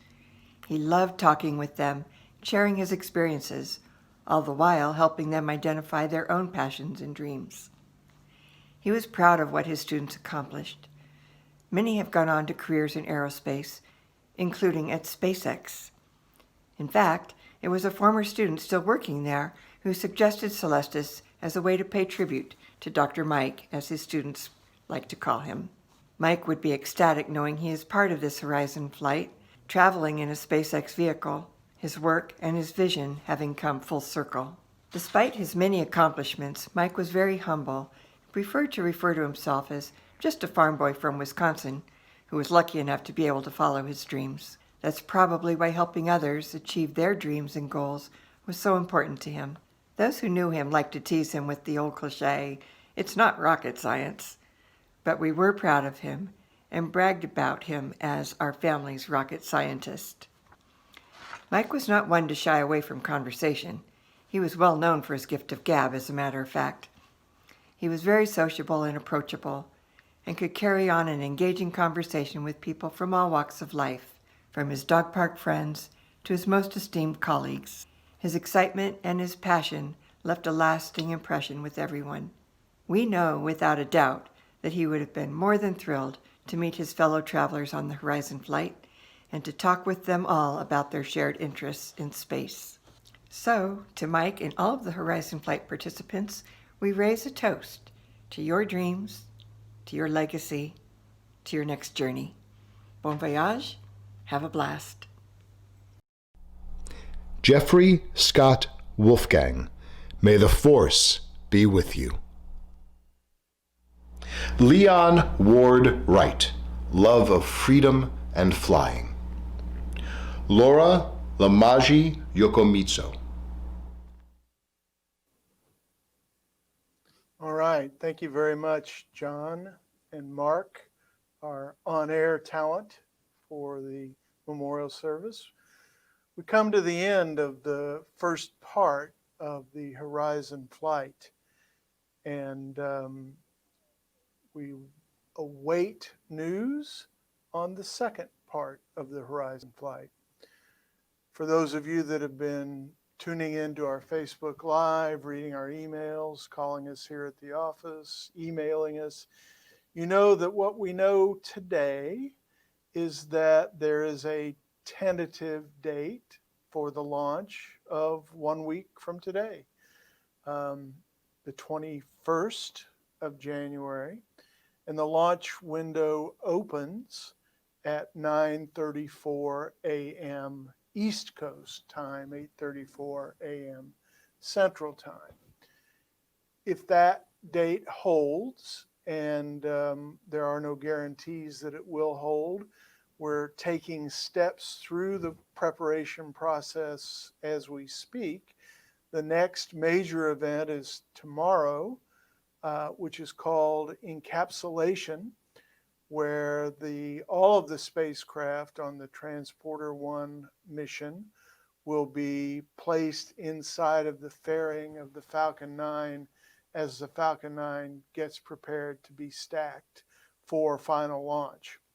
If that goes as planned, we can check one other point off the list as we move forward to the Horizon flight. Stay tuned. We always post first on our website on the Horizon flight schedule page any news that we get. We then follow that up with emails to the primary contact. That is the person that holds the contract and has identified themselves as the person that we're supposed to know. We then send another email if we detect that the first one hasn't been opened. Ultimately, we make an outreach telephone call and try to leave you a message or speak with you to make sure that we've given you that information. But don't wait for us. Be proactive. Look at our website and follow us on Facebook. we'll be making those announcements soon. And it's an exciting time, what we've all been waiting for, and what will bring to fruition the dreams of many of our loved ones, all of our loved ones, and many of our friends. When we get to launch day and we're on the pad and we're covering it live, we'll begin our own live coverage here at celestis.com and on Facebook and YouTube about an hour before the launch. So if the launch time holds at 9:34 Eastern, we'll be on at 8:34 Eastern, 7:34 for us Central Time Denzians, and we'll have a comprehensive coverage of the launch. You won't miss anything on the SpaceX webcast, as we'll incorporate that when it comes on ahead of the launch. But as we get ready for the launch and as we prepare and as we're sitting there waiting for the countdown, I want to remind everybody that we have one of three potential outcomes at every launch attempt. The first, and the one we expect and the one that has happened over and over again, is that we'll have a great success. Liftoff will occur, second stage will fire, we'll get all the way to orbit, and we will have achieved our commitment to you and your loved ones' dreams. That's what we anticipate will happen. The second outcome is that there'll be a delay for some reason in the launch, even when it's on the launch pad. And that could be weather, it could be a boat in the recovery area, downrange. It could even be technical issues associated with any of the payloads, and there are a bunch of them on this launch, or the launch vehicle. And we'll all be a little bit disappointed. Some of us will grumble. Some of us will say, why can't you guarantee the launch date? And what I'd like to say there is that I had the honor and pleasure of working for one of America's first astronauts, Right Stuff folks, Deke Slayton, for 10 years. And I learned a lot by working for Deke, as we were the Elon Musks of our age in 1982, successfully launching the first private rocket into space from Matagorda Island, Texas. And Deke had a way of laconically addressing launch delays. He would point out to anyone that questioned, why now? Why aren't we going? He had a very simple statement. He said, NASA does not give out any awards for an on-time failure. And that's true today. We want to be sure that there's a success. And like a good golf swing, a successful rocket launch, a whole lot of things got to come together and work right. So we'll be patient. We know that we've solved the issue, we've addressed the issue, and we'll fly again, or we'll fly soon. And of course, we'll stay in touch and give you all that information as and if it happens. The final outcome is one that is increasingly rare these days. The technology of rocketry has advanced so greatly, even in the last decade, with sensors and redundant systems and multiple launch engines, all kinds of ways to avoid what is called an anomaly. And an anomaly in this instance would be that we launch for some reason, we don't make it to orbit. And that's a possibility, although not a likelihood. But in the event that that possibility occurs, I'd like to think about how I would feel. And of course, I've done that through all 17 now of our missions. And I think to myself and tell my friends and family, you know, when it's my time, this is the service I want for me. I want you to fly me into space, into Earth orbit, and fulfill my dream. But in the event that I don't make it, don't stop then. strap me on again and launch me again. I will not have lost my life in the process. My ashes will have been scattered likely in the Atlantic Ocean, which is an okay place to be, but I'm determined to try again. And I suspect, as I've talked with most all of you over the years, that your loved one would feel the same way as well. We will get your loved one to orbit. We've never not done that. And we have had a couple of failures in our 30 years of existence, but we've always reflown successfully and achieved that goal. So that's really the ultimate what if. Go back to the first thing I said. It's quite likely that we'll have a liftoff, we'll have a great success, and for 4 to 7 years, you'll be able to track your loved one as they go overhead on our website.